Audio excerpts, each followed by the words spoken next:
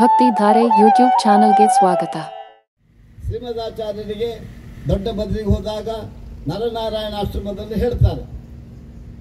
ಆದರೂ ಅದು ಭಗವತಾ ಬಾದರಾಯಣೇನ ಪ್ರಾಣಿನಾಂ ನಿಶ್ರೇಯಸಾಯ ಪ್ರಣೀತಮಪಿ ಬ್ರಹ್ಮಮೀಮಾಂಸಾ ಶಾಸ್ತ್ರಂ ಅಸಾಧು ನಿಬಂಧಾಂಧತಮಸ ಅವಕುಂಠಿತತ್ವೇನ ಅಪ್ರಣೀತಮಿವ ಮನ್ಯಮಾನಃ. ಏನು ಪ್ರಯೋಜನ ಆಗಿದಪ್ಪ ಅದು. ನೀನು ಸರಿಯಾದ ಕುರುಸೂತ್ರ ಭಾಷ್ಯಂ ಅಭಿದಂಬಿತಂ ವ್ರಜೇ ಅಂತ ಮಧ್ವವಿಜಯದಲ್ಲಿ ಹೇಳ್ತಾರೆ. ಅದಕ್ಕೆ ಶ್ರೀಮದಾಚಾರ್ಯ ಬಂದು ಭಾಷ್ಯವನ್ನು ರಚನೆ ಮಾಡಿದರು. ಈ ಭಾಷ್ಯ ಹೆಂಗಿದೆ ಅಂದರೆ ಅದ್ಭುತ. ಏಕವಿಂಶತಿಕು ಭಾಷ್ಯ ದೂಷಕಂ ಬ್ರಹ್ಮಸೂತ್ರಗಳ ಭಾಷ್ಯಂ ಅದ್ಭುತಂ ಅದ್ಭುತಂ ಭೂಯೋ ಬೋಧಸ್ತೋ ಭೂಯೋ ವ್ಯಾಚಕ್ಷೌ ಭಾಷ್ಯಂ ಅದ್ಭುತಂ ಅದ್ಭುತ. ಎರಡು ಕಡೆ ಬಂದಿದೆ, ಇನ್ನೂ ಎಷ್ಟು ಕಡೆ ಇದೆ. ಶಾಸ್ತ್ರವನ್ನು ಕುರಿತು ಅದ್ಭುತ ಶಬ್ದ ಎರಡು ಕಡೆ ಬಂದಿದೆ. ಅದ್ಭುತ ಅದ್ಭುತ ಅಂದ್ರೆ ಏನರ್ಥ? ಅದ್ಭುತವಾಗಿತ್ತು. ಹೆಂಗಿತ್ತು ಪಾಯಸ? ಅದ್ಭುತವಾಗಿತ್ತಪ್ಪ. ಪಾಯಸ ಹೆಂಗಿತ್ತು, ಅದು ಹೆಂಗಿತ್ತು, ಇದು ಹೆಂಗಿತ್ತು ಅಂತ ಹೇಳ್ತೀವಿ. ಅದ್ಭುತ ಶಬ್ದಕ್ಕೆ ನಾವು ಅನುಭವ ಪಡೆದಿರ್ತಕ್ಕ ಶ್ರೇಷ್ಠವಾದ ಚೆನ್ನಾಗಿತ್ತು ಅನ್ನೋ ಅರ್ಥದಲ್ಲಿ ಬರುತ್ತೆ. ಆದರೆ ನಮ್ಮ ವ್ಯಾಖ್ಯಾನ ಹಾಗಲ್ಲ.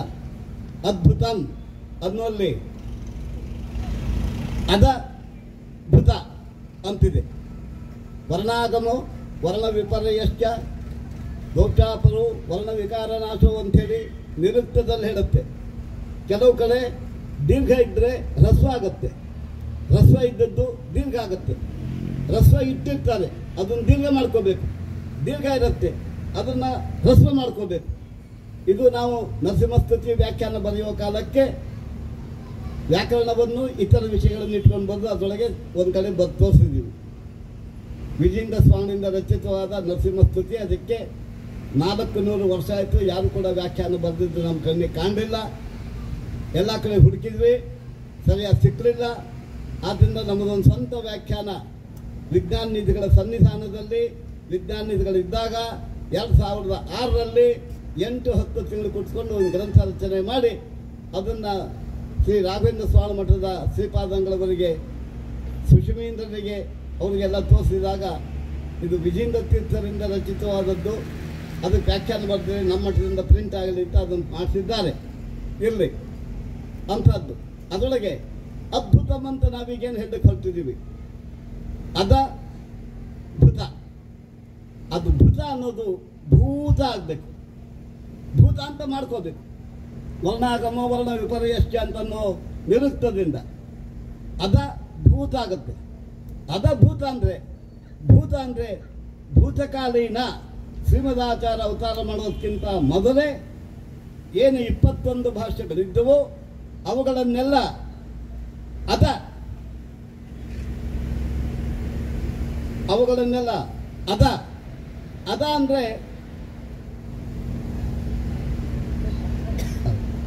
ಅಂದ್ರೆ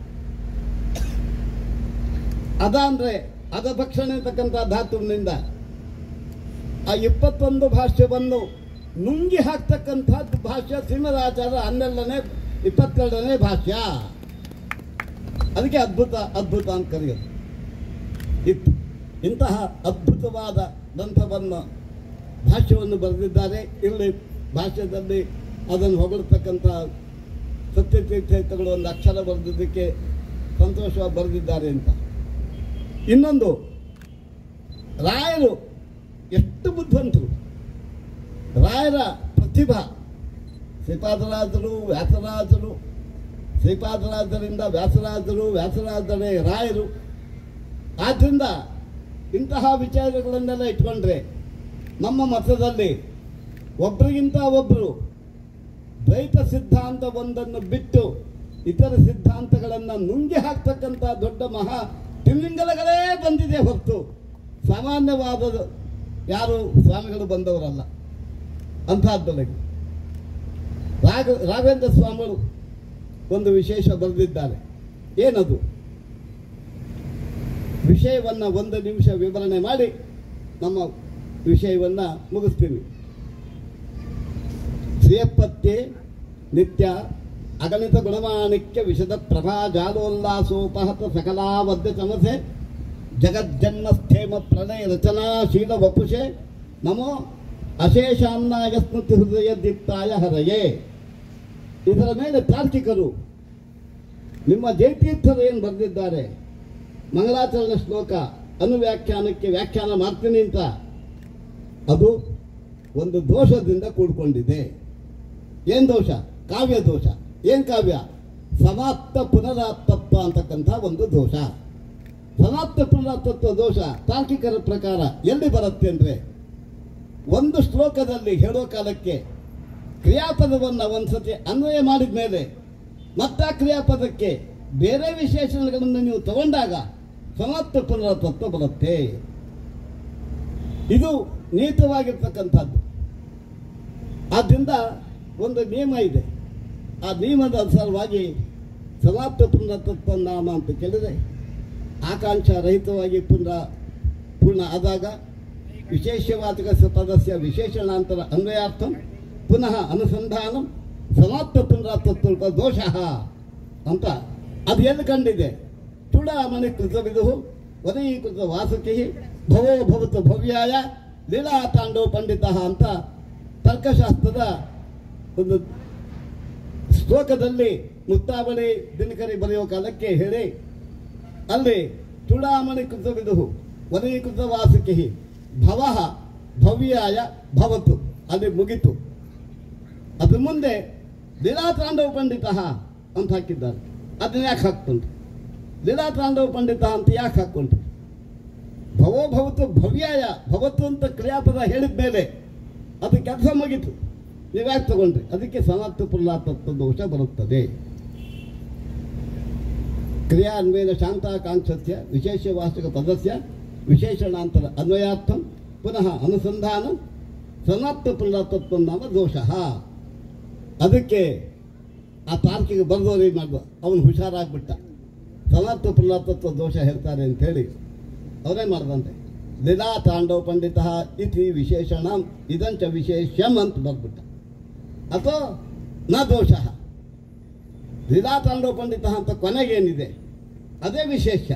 ಚೂಡಾಮಣಿ ಕೃತವಿದು ವದೀಕೃತ ವಾಸಿಕೆ ಅದ್ಯಾವುದೂ ಅಲ್ಲ, ಅದೆಲ್ಲ ವಿಶೇಷಣಗಳು. ವಿಶೇಷ ಲೀಲಾ ತಾಂಡವ ಪಂಡಿತ ಅದು ವಿಸ್ತಾರ ಭಾಳ ಇದೆ, ಬೇಡ ಈಗ. ಆದ್ದರಿಂದ ಸಮಾಪ್ತ ಪುನರಾತ್ತತ್ವ ದೋಷವನ್ನು ಅವನು ಪರಿಹಾರ ಮಾಡ್ಕೊಂಡ. ಹಾಗಾದರೆ ಜಯತೀರ್ಥರ ವಾಕ್ಯದಲ್ಲಿ ಹೆಂಗೆ ಪರಿಹಾರ ಮಾಡ್ತೀರಿ? ಹೆಂಗೆ ಅಂದರೆ ಶ್ರೇಯಪತ್ಯೆ ನಾರಾಯಣಂ ನಿಖಿಲ ಪೂರ್ಣ ಗುಣೈಕ ದೇಹಂ ನಿರ್ದೋಷಂ ಆಪ್ಯತಮಂ ಅಖಿಲೈ ಸುವಾಕ್ಯೈ ಅಸ್ಯೋದ್ಭವಾದಿದಂ ಅಶೇಷ ವಿಶೇಷತೋಪಿ ವಂದ್ಯಂ ಸದಾ ಪ್ರಿಯತಮಂ ಮಮ ಸಂ ನಮಾಮಿ ಅಂತ ಅನ್ನೋದಕ್ಕೆ ವ್ಯಾಖ್ಯಾನ ಬದಲಿಗೆ ಹೊರಟಾಗ ನಾರಾಯಣಂ ಅಂತ ಪ್ರಾರಂಭ ಮಾಡಿದ್ದಾರೆ. ಶ್ರೇಯಪತ್ಯೆ ಅಂತ ಶುರು ಮಾಡಿದ್ದಾರೆ ಜಯತೀರ್ಥರು. ಶ್ರೇಯಪತ್ಯೆ ಅನ್ನೋದು ವಿಶೇಷಣನೋ ವಿಶೇಷವೋ? ಅದನ್ನು ವಿಶೇಷಣವಾಗಿ ಇಟ್ಕೊಂಡ್ರೆ, ಅದನ್ನು ನೀವು ವಿಶೇಷವಾಗಿ ಇಟ್ಕೊಂಡ್ಬಿಟ್ರೆ ಅದಕ್ಕೇನಾಗುತ್ತೆ? ಸಮಾಪ್ತ ಪುನರಾತ್ತತ್ವ ದೋಷ ಬರುತ್ತೆ. ಯಾಕೆಂದರೆ ಶ್ರೇಯಪತ್ಯೆ ನಿತ್ಯ ಅಗಣಿತ ಗುಣಮಾಣಿಕ್ಯ ವಿಶದ ಪ್ರಭಾ ಜಾಲೋಲ್ಲಾಸೋಪಹತ ಸಕಲಾಬದ್ಧತನಸೆ ಜಗಜ್ಜನ್ಮ ಸ್ಥೇಮ ಪ್ರಳಯ ರಚನಾಶೀಲ ವಂಶೆ ನಮೋ ಮುಗಿತು. ಅಶೇಷಾನ್ನಾಯ ಸ್ಮೃತಿ ಹೃದಯ ದೀಪ್ತಾಯ ಹರೆಯೇ ಎರಡು ವಿಶೇಷಣ ಯಾಕೆ ತಗೊಂಡ್ರಿ? ನಮಃ ಅಂದಮೇಲೆ ನಮಸ್ಕಾರ ರೂಪವಾದ ಕ್ರಿಯಾಂಗ ಸೂಚಕವಾದ ಪದವನ್ನು ಪ್ರಯೋಗ ಮಾಡಿದ ಮೇಲೆ ಇದನ್ನು ಯಾಕೆ ಮಾಡಿದ್ವಿ? ಅದಕ್ಕೆ ರಾಯರು ಅತ್ಯಂತ ಬುದ್ಧಿವಂತರು. ಹೀಗೆ ಬರುತ್ತೆ ತಾರ್ಕಿಕರು ನಮ್ಮ ಮೇಲೆ ಹೇಳ್ತಾರೆ ಅಂತ ಅವರ ವ್ಯಾಖ್ಯಾನ ಪರಿಮಳದಲ್ಲಿ ಅತ್ರ ಹರೆಯೇ ಇತಿ ವಿಶೇಷಂ ಪದಂ ಅಂತ ಹಾಕ್ಬಿಟ್ಟಿದ್ದಾರೆ. ಹರೇ ಇತಿ ವಿಶೇಷಂ ಪದಂ ಅಂತ ಹಾಕಿದ್ರಿಂದ ಹರೇ ಅನ್ನೋದು ವಿಶೇಷ ಆಗುತ್ತೆ. ಅದು ನಮ್ಮ ಅಶೇಷಾನ್ನಾಯ ಸ್ಮೃತಿ ಹೃದಯ ದೀಪ್ತಾಯ ಹರೆಯೇ ಅನ್ನೋದು ಸರಿಯಾಗಿ ಅನ್ವಯ ಆಗುತ್ತೆ. ಸಮಾಪ್ತ ಪುನರಾತ್ತತ್ವ ದೋಷ ಬರೋಲ್ಲ. ಇದರಂತೆ ಎಷ್ಟೋ ಸುಧಾದಲ್ಲಿ, ಪರಿಮಳದಲ್ಲಿ, ವ್ಯಾಖ್ಯಾನದಲ್ಲಿ, ತತ್ವಪ್ರಕಾಶಕದಲ್ಲಿ, ಚಂದ್ರಕಾದಲ್ಲಿ, ನ್ಯಾಯಾಮೃತದಲ್ಲಿ ಎಲ್ಲ ಹುಡುಕಿ ಒಂದೊಂದೇ ತೆಗೆದು ಏನು ಹೇಳ್ಬೋದು ಇವರು, ಹೆಂಗೆ ದೋಷ ಹೇಳ್ತಾರೆ ದ್ವೈತ ಸಿದ್ಧಾಂತದ ಮೇಲೆ, ಅದನ್ನು ಪರಿಹಾರ ಮಾಡೋದು ಹೇಗೆ ಅಂತ ನಾವು ನಮ್ಮ ಗುರುಗಳ ಆಶೀರ್ವಾದದಿಂದ ಒಂದೊಂದನ್ನೇ ತೆಗೆದು ಸರಿ ಮಾಡ್ತಾ ಇದ್ದೀವಿ. ಕಾಲಕ್ರಮೇಣ ಅದನ್ನು ಪುಸ್ತಕ ಮಾಡಬಹುದು ಅಥವಾ ತೆಗೆದಿಡ್ಬೋದು. ಇಷ್ಟೊಂದು ಜನಗಳಿಗೆ ರಾಯರ ಶ್ರೀಪಾದರಾಜರ ವಿಷಯಗಳು, ಶ್ರೀಪಾದರಾಜರದ್ದಂತೂ ಬೇಕಾದಷ್ಟಿದೆ, ಹೇಳಲಿಕ್ಕೆ ಅವಕಾಶನೇ ಇಲ್ಲ. ನಿಮಗೆಲ್ಲ ಗೊತ್ತಿದ್ದಂಗೆ, ಕಥೆ ಗೊತ್ತಿದ್ದಂಗೆ, ಏನಪ್ಪ ಇಲ್ಲಿ ನಾವು ಇಲ್ಲಿ ಹೋಗಬೇಕಾಗಿದೆ, ಎಷ್ಟು ದೂರ ಇದೆ ಊರು ಅಂತ ಕೇಳಿದ್ರೆ ಅವ್ರು ಹೇಳಿದೆ, ನಾನು ನೋಡಿ ಸೂರ್ಯನ ನೋಡಿ ಆ ಕಡೆ ನೋಡಿ ಅಂತ ಹೇಳಿದ್ದಾನೆ. ಒಳ್ಳೆ ತರ್ಕ ಇದು. ನನ್ನ ನೋಡಿ ಸೂರ್ಯನ ನೋಡಿ ಮತ್ತೆಲ್ಲ ನೋಡಿ, ಮಹಾ ತರ್ಕ. ಅನುಮಾನ ಮಾಡಿ ಹೇಳಿದ್ರೆ ಗೊತ್ತಾಗತ್ತೆ. ಬ್ರಹ್ಮಣ್ಯ ತೀರ್ಥರಿಗೆ ಅಷ್ಟು ಅರ್ಥ ಆಗಲ್ವಾ ಇವ್ರು ಮಾಡಿದ್ದು? ಇವನು ಮಹಾಚತುರ ಅಂಥೇಳಿ ಮಾರನೇ ದಿವಸನೇ ಕರ್ಕೊಂಡ್ಬಂದು ಶ್ರೀಪಾದರಾಜರಿಗೆ ಆಶ್ರಮವನ್ನು ಕೊಟ್ಟೇ ಬಿಟ್ಟಿದ್ದಾರೆ. ಲಕ್ಷ್ಮೀನಾರಾಯಣನಿಗೆ ಲಕ್ಷ್ಮೀನಾರಾಯಣ ತೀರ್ಥ ಅಂತ ಹೇಳಿ ಹೆಸರು ಕೊಟ್ಟು ಆಶ್ರಮ ಕೊಟ್ಟಿದ್ದಾರೆ. ಆ ವಯಸ್ಸಿನಲ್ಲೇ ಶ್ರೀಪಾದರಾಜರು ಹಾಗಿದ್ರೆ ಇನ್ನವರು ಎಷ್ಟೆಷ್ಟು ಜನಗಳಿಗೆ ಪಾಠ ಹೇಳಿಕೊಟ್ಟಿದ್ದಾರೆ. ರಾಜಾಧಿರಾಜರಿಗೆಲ್ಲ ಉದ್ಧಾರಕರಾಗಿದ್ದಾರೆ. ಬ್ರಹ್ಮಹತ್ಯಾದಿಗಳನ್ನೆಲ್ಲ ಪರಿಹಾರ ಮಾಡತಕ್ಕವರಾಗಿದ್ದಾರೆ. ಅಂಥ ಅವರ ಸನ್ನಿಧಾನದಲ್ಲಿ ನಾವು ಶ್ರೀರಾಯರನ್ನ ಮತ್ತು ಸುಧಾಕಾರರು ಟೀಕಾಚಾರ್ಯರನ್ನು ಮತ್ತು ಅನುವ್ಯಾಖ್ಯಾನದ ಶ್ಲೋಕಗಳು ಸ್ಮರಣೆ ಮಾಡಿ ಧನ್ಯರಾಗೋಣ ಅಂಥೇಳಿ ಎರಡು ಮಾತನ್ನು ಮುಗಿಸ್ತೀವಿ. ಹರೇ ನಮಃ. ಶ್ರೀಕೃಷ್ಣಾರ್ಪಣಮಸ್ತು.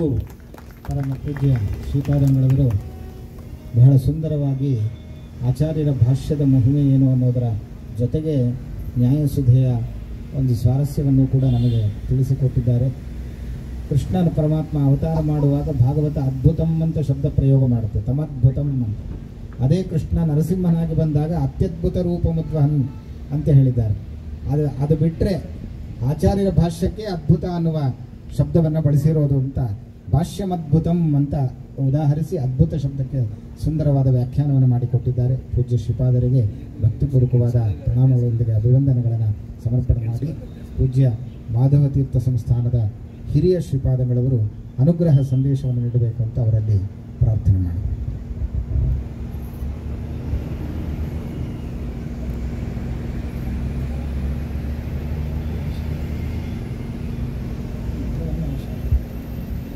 ಶ್ರೀಶಾಯ ಗುಣರಾಶಿ ಹೃದಯಾಯ ಶುದ್ಧ ವಿದ್ಯಾಯ ಮಧ್ವಾಯ ಚ ನಮಃ. ಸಾಧಿತಾ ಅಖಿಲ ಸತ್ತತ್ವಂ ಬಾಧಿತಾ ಅಖಿಲ ದುರ್ಮತಂ ಬೋಧಿತಾ ಅಖಿಲ ಸನ್ಮಾರ್ಗಂ ಮಾಧವಾಖ್ಯೇತಂ.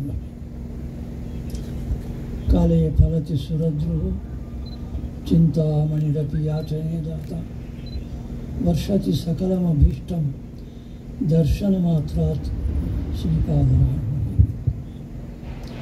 ಅರ್ಥಿಕಲ್ಪಿತಕಲ್ಪೋಯಂ ಪ್ರತ್ಯರ್ಥಿಗಜಕೇಸರಿ ವ್ಯಾಸತೀರ್ಥಗುರು ಭೂಯಾತ್ ಅಸ್ಮದಿಷ್ಟಾರ್ಥಸಿದ್ಧಯೇ.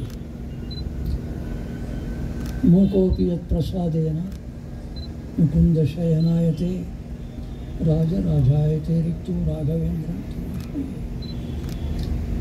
ಸಂಸ್ಥಾನರಕ್ಷಣೆ ಶೂರಾನ್ ಪ್ರಸನ್ನಾನ್ ರಾಘವಾರ್ಚಣೆ ಪ್ರಣಮಾಮಿ ಗುರು ನಿತ್ಯಂ ಪ್ರಸನ್ನ ಶೂರನಾಥ. ಶ್ರೀಪಾದರಾಜರ ಆರಾಧನಾ ಮಹೋತ್ಸವ ಪ್ರಾರಂಭವಾಗಿದೆ. ಇಷ್ಟುವರೆಗೂ ನಮ್ಮ ಕಿರಿಯ ಶ್ರೀಪಾದರು ಒಳ್ಳೆಯ ಶಾಸ್ತ್ರ ವಿಷಯವನ್ನು ಚೆನ್ನಾಗಿ ಚೆನ್ನಾಗಿ ಹೇಳ್ತಾರೆ ಅಂದರೆ ಅವು ನಾವು ತಗೊಂಡಿದ್ವಿ. ನಾವು ಮುದುಕರು, ಅವರು ಮುದುಕರು. ಯಾಕೆ ತಗೊಂಡ್ರಿ ಅಂದರೆ ಇಷ್ಟು ಚೆನ್ನಾಗಿ ಹೇಳ್ತಾರೆ. ಮಾಧವ ತೀರ್ಥರ ಶ್ರೀಮಠಕ್ಕೆ ವಿದ್ಯಾವಲ್ಲಭರು ಇರಲಿ ಅಂತ ಮಾಡಿ ತುಂಬ ಚೆನ್ನಾಗಿ ಹೇಳಿದ್ದಾರೆ. ಭಾಳ ಸಂತೋಷ. ಇನ್ನು ಶ್ರೀಪಾದರಾಜರ ಕೊಡುಗೆ ಏನು? ಅವರು ವ್ಯಾಸ ಸಾಹಿತ್ಯವನ್ನು ಕುರಿತು ಹೇಳಿದರು. ನಾವು ಯಥಾಮತಿ ದಾಸ ಸಾಹಿತ್ಯವನ್ನು ಕುರಿತು ಹೇಳ್ತೇವೆ. ದಾಸ ಸಾಹಿತ್ಯಕ್ಕೆ ಶ್ರೀಪಾದರಾಜರು ಬಹಳ ದೊಡ್ಡ ಸ್ಥಾನವನ್ನು ಕೊಟ್ಟರು. ಏನಂಥ ಸ್ಥಾನ ಅಂದರೆ ಆ ಸಾಹಿತ್ಯಕ್ಕೆ ಮಡಿವಂತಿಕೆಯನ್ನು ಕೊಟ್ಟರು.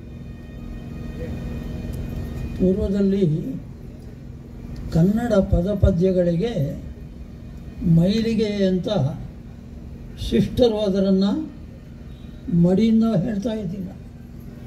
ಇವಾಗ ನಾವು ಅಂದರೆ ಕೆಲವರು ಮಡಿಯಲ್ಲಿರುವಾಗ ಇಂಗ್ಲೀಷು ಹೇಗೆ ಮಾತಾಡಿದ್ರು ಬಹಳ ಕಷ್ಟ ಅಲ್ವ.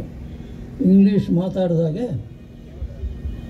ಯಾರು ಕೂಡ ಮಾತಾಡಬೇಕಂದ್ರೆ ಬಹಳ ಕಷ್ಟನೇ ಆಗಿದೆ ಇವಾಗ.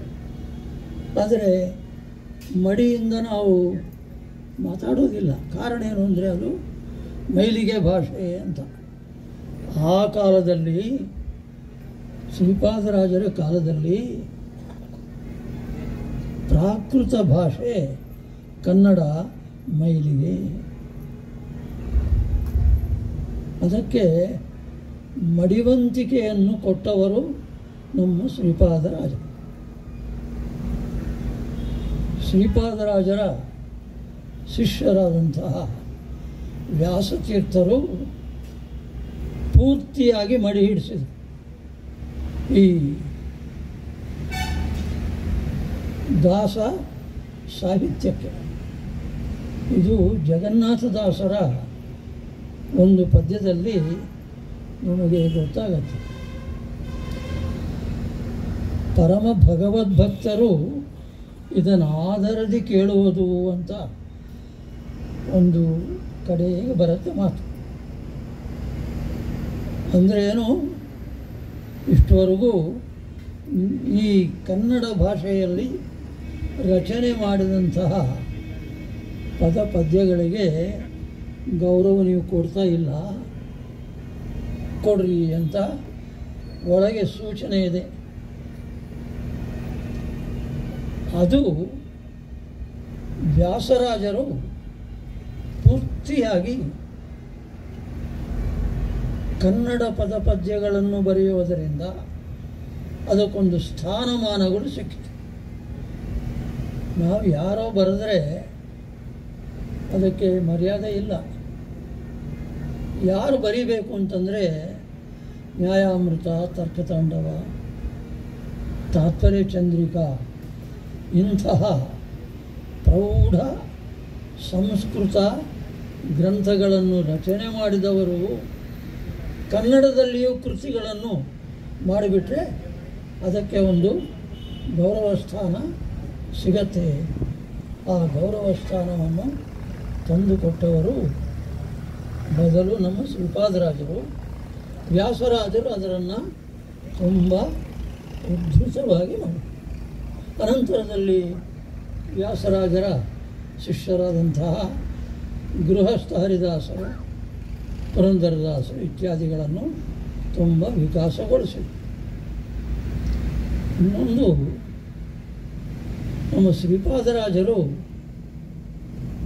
ಎಷ್ಟು ಪ್ರಿಯರಾದರೂ ವ್ಯಾಸರಾಜರ ಅಂಥವರಿಗೆ ಒಂದಿದೆ, ಗುರುಗಳನ್ನು ಶಿಷ್ಯರು ಹೊಗಳೋದುಂಟು. ಆದರೆ ಶಿಷ್ಯರನ್ನು ಗುರುಗಳು ಹೊಗಳುವುದು ಅಂದರೆ ಅದರ ಅರ್ಥ ಏನು ಗೊತ್ತಾ? ಶಿಷ್ಯನ ಮೇಲೆ ಪ್ರೀತಿ ವಾತ್ಸಲ್ಯವನ್ನು ತೋರಿಸುವುದು. ನಮ್ಮ ಶ್ರೀಪಾದರಾಜರು ವ್ಯಾಸರಾಜರನ್ನು ಕುರಿತು ಹೇಳುವಾಗ ಬಹಳ ದೊಡ್ಡ ಮಾತು ಮಾತಾಡ್ತಾರೆ. ವ್ಯಾಸರಾಜರ ಸನ್ಯಾಸದಿರವ ಕೊಂಡಾಡಲು ಸಾಸಿರ ಸಿರಗಳುಳ್ಳ ಶೇಷನೇ ಕೊಂಡಾಡಬೇಕು. ಒಂದು ನಾಲಿಗೆಯಿಂದ ಉಪಯೋಗ ಇಲ್ಲ.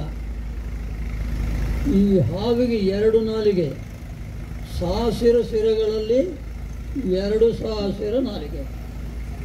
ಅಂತಹ ಶೇಷದೇವರೇ ಕೊಂಡಾಡಬೇಕು ವ್ಯಾಸರಾಜರ ಸನ್ಯಾಸ ಇರ. ಒಂದು ವಿದ್ಯೆಯನ್ನು ಹೇಳಿಕೊಟ್ರು. ವಿದ್ಯೆಯನ್ನು ಹೊಗಳದೆ ಸನ್ಯಾಸದ ಇರವನ್ನು, ವಿಶಿಷ್ಟತ್ವವನ್ನು ಯಾಕೆ ಹೊಗಳಿದ್ರು? ತುಂಬ ಇತಿಹಾಸವನ್ನು ನೋಡಿದಾಗ ನಮಗೆ ಅರ್ಥವಾಗುತ್ತೆ. ವ್ಯಾಸರಾಜರು ಪರಮ ವಿರಕ್ತರು. ಅವರ ವೈರಾಗ್ಯ 3 ಸನ್ನಿವೇಶಗಳಲ್ಲಿ ನಮಗೆ ಗೊತ್ತಾಗತ್ತೆ. ಒಂದೇನು ಅಂತಂದರೆ, ಈ ಕೃಷ್ಣದೇವರಾಯರು ಕುಹುಯೋಗ ಬಂದಾಗ ವ್ಯಾಸರಾಜರನ್ನು ತಮ್ಮ ಗುರುಗಳಾಗಿ ಸ್ವೀಕಾರ ಮಾಡಿದ್ದರು. ಅದನ್ನು ಪರಿಹಾರ ಮಾಡಬೇಕು ಅಂತ ಕೇಳಿದಾಗ ಕುಹುಯೋಗ ಎಂಬುವುದು ರಾಜರಿಗೆ ಬರುವುದು. ಆ ರಾಜರ ಪದವಿಯನ್ನು ಬಿಟ್ಟರೆ ಕುಹುಯೋಗ ಹೋಗುತ್ತೆ. ಕೃಷ್ಣದೇವರಾಯ ಏನು ಮಾಡಿದ ಅಂತಂದರೆ ವ್ಯಾಸರಾಜರನ್ನು ಸಿಂಹಾಸನದ ಮೇಲೆ ಕೂರಿಸಿ ಅಭಿಷೇಕವನ್ನು ಮಾಡಿದ. ಆಯಿತು, ವ್ಯಾಸರಾಜರು ಆ ಕರ್ನಾಟಾಂಧ್ರ ಸಿಂಹಾಸನಾಧಿಪತ್ಯವನ್ನು ಉಳಿಸಿಕೊಂಡಿದ್ದರೆ ಅದರ ಕಥೆಯೇ ಬೇರೆ ಆಗ್ತಾ ಇತ್ತು. ವೈರಾಗ್ಯಕ್ಕೆ ಹೇಳ್ತೇನೆ, ಅವರಿಗೆ ಅದು ಬೇಕಾಗಿಲ್ಲ. ಇವಾಗ ನಾವು ನೋಡ್ತೇವೆ, ನಮ್ಮಂಥ ಸನ್ಯಾಸಿಗಳಿದ್ದೇವೆ, ನಮಗೇನು ಅಂತಂದರೆ ಅಧಿಕಾರ ಬೇಕು, ದೊಡ್ಡ ಹೊಗಳಿಕೆ ಬೇಕು, ಮೆರವಣಿಗೆ ಬೇಕು, ನಮಗೆ ಫ್ಯಾನ್ಸ್ ಬೇಕು. ಇವಾಗ ನೋಡ್ತಾ ಇದ್ದೀರಲ್ಲ ಫ್ಯಾನ್ಸ್, ಆ ಫ್ಯಾನ್ಸ್ ಬೇಕು. ವ್ಯಾಸರಾಜರು ಇದೇನೂ ಬೇಕಾಗಿಲ್ಲ. ಅವರು ಆ ಸಾರ್ವಭೌಮತ್ವವನ್ನು ತ್ಯಾಗ ಮಾಡಿ ಒಂದು. ಎರಡನೇದೇನು ಅಂತಂದರೆ ತಿರುಪತಿಯ ಶ್ರೀನಿವಾಸನ ಪೂಜಾ ಅಧಿಕಾರವು ನಮ್ಮ ವ್ಯಾಸರಾಜರಿಗೆ ಬಂದಿತ್ತು. ಯಾರೋ ಅರ್ಚಕರ ಸ್ವಲ್ಪ ಅನಾಚಾರದಿಂದ ರಾಜನಿಗೆ ಸಿಟ್ಟು ಬಂದು ಅವರನ್ನೆಲ್ಲರನ್ನೂ ಕೂಡ ಸಂಹಾರ ಮಾಡಿದ ಅಂತ ಇತಿಹಾಸ ಹೇಳುತ್ತೆ. ಆವಾಗ ನಮ್ಮ ಚಂದ್ರಗಿರಿ ರಾಜ ವ್ಯಾಸರಾಜರನ್ನು ಆ ಸಿಂಹಾಸನದ ಮೇಲೆ ಕೂರಿಸಿ, ಇದು ತಿರುಪತಿಯ ತಿಮ್ಮಪ್ಪನ ಕೈಂಕರ್ಯದ ಒಂದು ಜವಾಬ್ದಾರಿಯನ್ನು ನಮ್ಮ ವ್ಯಾಸತೀರ್ಥರಿಗೆ ಕೊಟ್ಟು ಬಹಳ ವರ್ಷಗಳು ಪೂಜೆ ಮಾಡಿದರು. ಅವರ ಪೂಜೆಯ ಪದ್ಧತಿಯೇ ಬೇರೆ. ಆ ಪರ್ವತದ ಶಿಲೆಗಳೆಲ್ಲವೂ ಸಹಿತ ಸಾಲಿಗ್ರಾಮಗಳೆಂಬುವ ಅನುಸಂಧಾನದಿಂದ ಅವರು ಆ ಪರ್ವತಾರೋಹಣವನ್ನು ಮಾಡ್ತಾ ಇದ್ದರು. ಮೊಣಕಾಲ ಮೇಲೆ ನಡೆದು ಹೋಗ್ತಾ ಇದ್ರಂತೆ. ಯಾರಿಗೆ ಸಾಧ್ಯ? ಎಷ್ಟು ಅನುಸಂಧಾನವಿರಬೇಕು, ಎಷ್ಟು ವೈರಾಗ್ಯವಿರಬೇಕು. ಅಂತಹ ನಮ್ಮ ವ್ಯಾಸರಾಜರು ಪರಮ ಕರುಣಾಳುಗಳು. ಆ ಅನೇಕ ವರ್ಷಗಳು ಪೂಜಾ ಕೈಂಕರ್ಯವನ್ನು ತಾವು ಮಾಡಿ ಈ ಮಧ್ಯೆ ತೆಗೆದು ಬಿಟ್ಟಿದ್ದಾರೆ. ಅಲ್ಲಿ ಒಂದಿತ್ತು ಆ ಕ್ಯೂ ಕಾಂಪ್ಲೆಕ್ಸ್ನೊಳಗೆ ವ್ಯಾಸರಾಜರು ತಪಸ್ಸು ಮಾಡಿದ ಸ್ಥಳ ಅಂತ ಒಂದಿತ್ತು, ಬೋರ್ಡ್ ಹಾಕಿದ್ರು, ತೆಗೆದು ಬಿಟ್ಟಿದ್ದಾರೆ. ಅಂತಹ ವ್ಯಾಸರಾಜರು ತಾವು ಆ ಅರ್ಚಕರ ವಂಶದಲ್ಲಿ ಒಬ್ಬ ಮಗು ಹುಟ್ಟುವವರೆಗೂ ತಾವು ಮಾಡಿ ಆ ಮಗುವಿಗೆ ಉಪನಯನವನ್ನು ಮಾಡಿ ಆ ಕೈಂಕರ್ಯವನ್ನು ಬಿಟ್ಟುಕೊಟ್ಟಿದ್ದಾರೆ. ಇವತ್ತೇನಾದರೂ ಆ ತಿರುಪತಿಯ ಕೈಂಕರ್ಯದ ಅಧಿಕಾರ ವ್ಯಾಸರಾಜ ಮಠಕ್ಕೆ ಇದ್ದಿದ್ದರೆ ಹೇಗಿರೋದು? ನಿಮ್ಮ ಅಯೋಧ್ಯೆಗೂ ಮಿಂಚಿರೋ ಕೋಟಿಗಟ್ಟಲೆ. ಬಹುಶಃ ವ್ಯಾಸರಾಜರು ಸ್ವಲ್ಪ ಆಲೋಚನೆ ಮಾಡಿರಬೇಕು. ನಮ್ಮ ಹಾಗೆ ವೈರಾಗಿ ಇಲ್ಲೇ ಇರೋರು ಬರಬಹುದು, ಯಾಕೆ ಬಂತು, ಕೊಟ್ಟಬೇಡ ಅಂತ ಕೊಟ್ಟಿದ್ದು. ಎರಡನೇದು, ಎಲ್ಲದಕ್ಕಿಂತ ದೊಡ್ಡ ತ್ಯಾಗ ಮತ್ತೊಂದು ಮಾಡಿದ್ದಾರೆ. ಅದು ಯಾರೂ ಮಾಡೋದಿಲ್ಲ ಸಾಧಾರಣವಾಗಿ. ತಮಗೆ 24 ಜನ ಯತಿ ಶಿಷ್ಯರಿದ್ದರು ವ್ಯಾಸರಾಜರು. 24 ಜನ ಯತಿ ಶಿಷ್ಯರಲ್ಲಿ ವಿಜಯೇಂದ್ರರು ಒಬ್ಬರು. ವಿಜಯೇಂದ್ರರ ಕಥೆ ನೀವು ಕೇಳಿರ್ತೀರಿ. ಏನು ವೈಭವ, ಏನು ವೈಭವ. ಅಂತಹ ವಿಜಯೇಂದ್ರರನ್ನು ರಾಯರ ಮಠಕ್ಕೆ ಕೊಟ್ಬಿಟ್ರು. ಯಾರೂ ಕೊಡೋದಿಲ್ಲ ಅಂತ ಶಿಷ್ಯನನ್ನು ತ್ಯಾಗ ಮಾಡುವುದು ಸಾಧ್ಯವೇ ಇಲ್ಲ. ದೊಡ್ಡ ತ್ಯಾಗ. ವ್ಯಾಸರಾಜರು ವಿಜಯೇಂದ್ರರನ್ನು ಇವರು ಸುರೇಂದ್ರ ತೀರ್ಥರಿಗೆ ಕೊಟ್ಟಿದ್ದಾರೆ. ಯಾರು ತಮ್ಮ ಶಿಷ್ಯರನ್ನು ಮಕ್ಕಳಿಗಿಂತ ತುಂಬ ಪ್ರೀತಿಯಿಂದ ವಿದ್ಯೆ ಹೇಳಿ ಸಾಕಿ ಬೆಳೆಸಿದರೆ ಅಂತಹ ಶಿಷ್ಯರನ್ನು ಯಾರು ಕೊಡ್ತಾರೆ? ಸನ್ಯಾಸದಿರವ ಕೊಂಡಾಡಲು ಸಾಸಿರ ಸಿರಗಳುಳ್ಳ ಶೇಷನೇ ಬೇಡ. ಇಂತಹ ವ್ಯಾಸರಾಜರನ್ನು ನಮ್ಮ ಶ್ರೀಪಾದರಾಜರು ಕೊಂಡಾಡ್ತಾರೆ, ಶಿಷ್ಯರನ್ನು ಗುರುಗಳು ಕೊಂಡಾಡ್ತಾರೆ. ಇದೊಂದು ಸಂಪ್ರದಾಯ ಬಂದಿದೆ ನಮ್ಮ ಮಠಗಳಲ್ಲಿ. ಗುರುಗಳನ್ನು ಶಿಷ್ಯರು ಹೊಗಳ್ತಾರೆ, ಶಿಷ್ಯರನ್ನು ಗುರುಗಳು ಹೊಗಳ್ತಾರೆ. ಆದರೆ ಆ ಎರಡು ಹೊಗಳಿಕೆಗಳು ಸಾರ್ಥಕವಾಗಿರುತ್ತೆ, ಅತಿಶಯೋಕ್ತಿಗಳು ಅದರಲ್ಲಿ ಇರೋದಿಲ್ಲ. ಅಂತಹ ಮಹಾನುಭಾವರು ನಮ್ಮ ಶ್ರೀಪಾದರಾಜರು.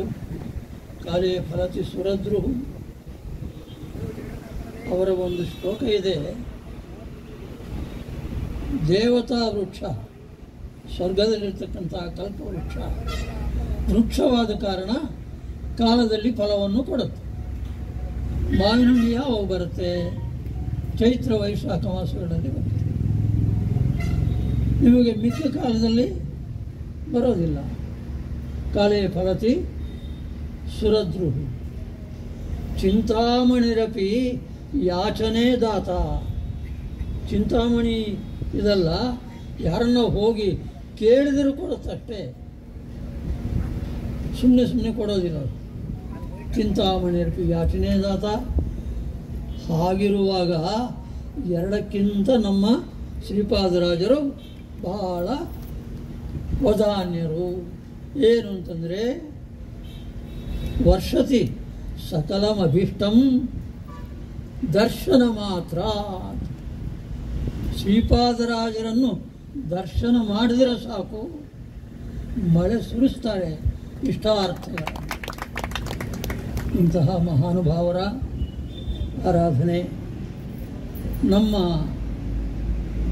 ಮಠ 15 ಕಿಲೋಮೀಟರ್ ದೂರ ಇಲ್ಲಿಗೆ. ತುಂಬ ಹತ್ತಿರ ಇರೋ ಮಠ ಅಂತಂದರೆ ನಾವೇನೆ. ನಮ್ಮ ಬಾಂಧವ್ಯವೂ ಹಾಗೆ. ವಿಜ್ಞಾನನಿ ತೀರ್ಥರ ಕಾಲದಿಂದ ನಮಗೆ ತುಂಬ ಪರಿಚಯ. ಅದೇ ರೀತಿಯಾದ ಒಂದು ನಿಕಟವಾದ ಅನುಬಂಧವನ್ನು ನಾವು ಹೊಂದಿದ್ದೇವೆ. ನಮ್ಮ ಗುರುಗಳು ಕಾಲದಲ್ಲಿ ಏನು ಮಾಡಿದ್ರು ಅಂತಂದರೆ, within the radius of 15 kilometres ಆಚಾರ್ಯ 4 ಶಿಷ್ಯರು ಇರಬೇಕು ಅಂತ ಸಂಕಲ್ಪ ಮಾಡಿದ್ರು. ವಿಜ್ಞಾನನಿ ತೀರ್ಥ ಶ್ರೀಪಾದರು ಪದ್ಮನಾಭ ತೀರ್ಥರನ್ನು ತಂದು ಇಲ್ಲಿ ಕೂಡಿಸಿದ್ರು. ನಮ್ಮ ಗುರುಗಳು, ಪರಮಗುರುಗಳ ಕಾಲದಲ್ಲಿ ನಮ್ಮ ಗುರುಗಳು ಸೇರಿ ಅಲ್ಲಿ ನರಹರಿ ತೀರ್ಥರು, ಮಾಧವ ತೀರ್ಥರು, ಅಕ್ಷೋಭ ತೀರ್ಥರು 3 ಜನರ ಬೃಂದಾವನ ಅಲ್ಲಿ ಮಾಡಿ. ಅಂದರೆ 15 ಕಿಲೋಮೀಟರ್ ಒಳಗೆ ಆಚಾರ್ಯರ ಶಿಷ್ಯರು 4 ಜನ ಇದ್ದಾರೆ. ನಾವು ಎಲ್ಲರಿಗೂ ಹೇಳ್ತೇವೆ, ಶ್ರೀಪಾದರಾಜರ ಮಠ ತುಂಬ ಪಾಪ್ಯುಲರ್. ಇದು ರಾಯರ ಮಠ ಮೋಸ್ಟ್ ಪಾಪ್ಯುಲರ್ ಬ್ರ್ಯಾಂಡು. ಶ್ರೀಪಾದರಾಜರ ಮಠ ಪಾಪ್ಯುಲರ್ ಬ್ರ್ಯಾಂಡು.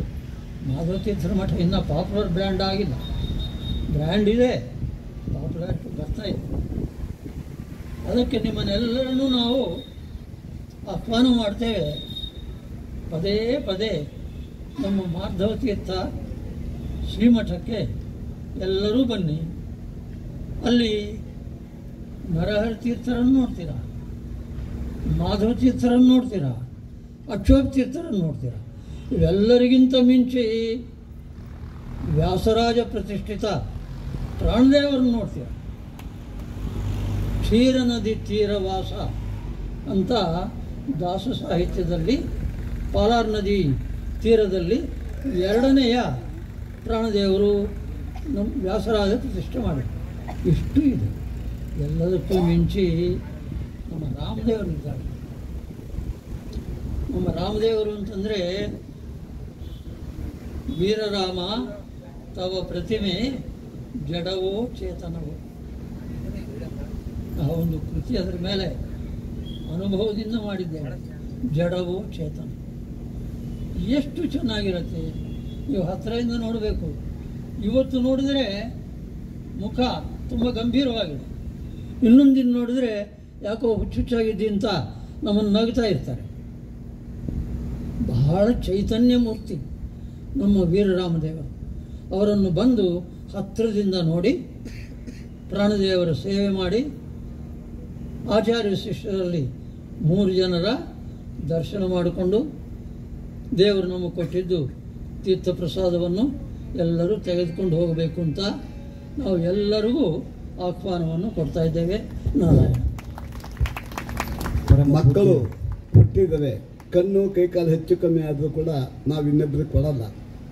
ಒಳ್ಳೆ ಬುದ್ಧಿವಂತ, ಅಂಗಾಂಗಗಳು ಚೆನ್ನಾಗಿದೆ, ಬುದ್ಧಿ. ಇಂಥ ಯಾವ ಇವರನ್ನು ವ್ಯಾಸರಾಜರು ಸುರೇಂದ್ರ ತೀರ್ಥರಿಗೆ ವಿಜೇಂದ್ರ ಸ್ವಾಮಿಯನ್ನು ಒಪ್ಪಿಸಿದ್ದಾರೆ ಅಂದರೆ ಎಷ್ಟು ವಿಶೇಷವಾಗಿರಬೇಕು, ಯೋಚನೆ ಮಾಡಿ.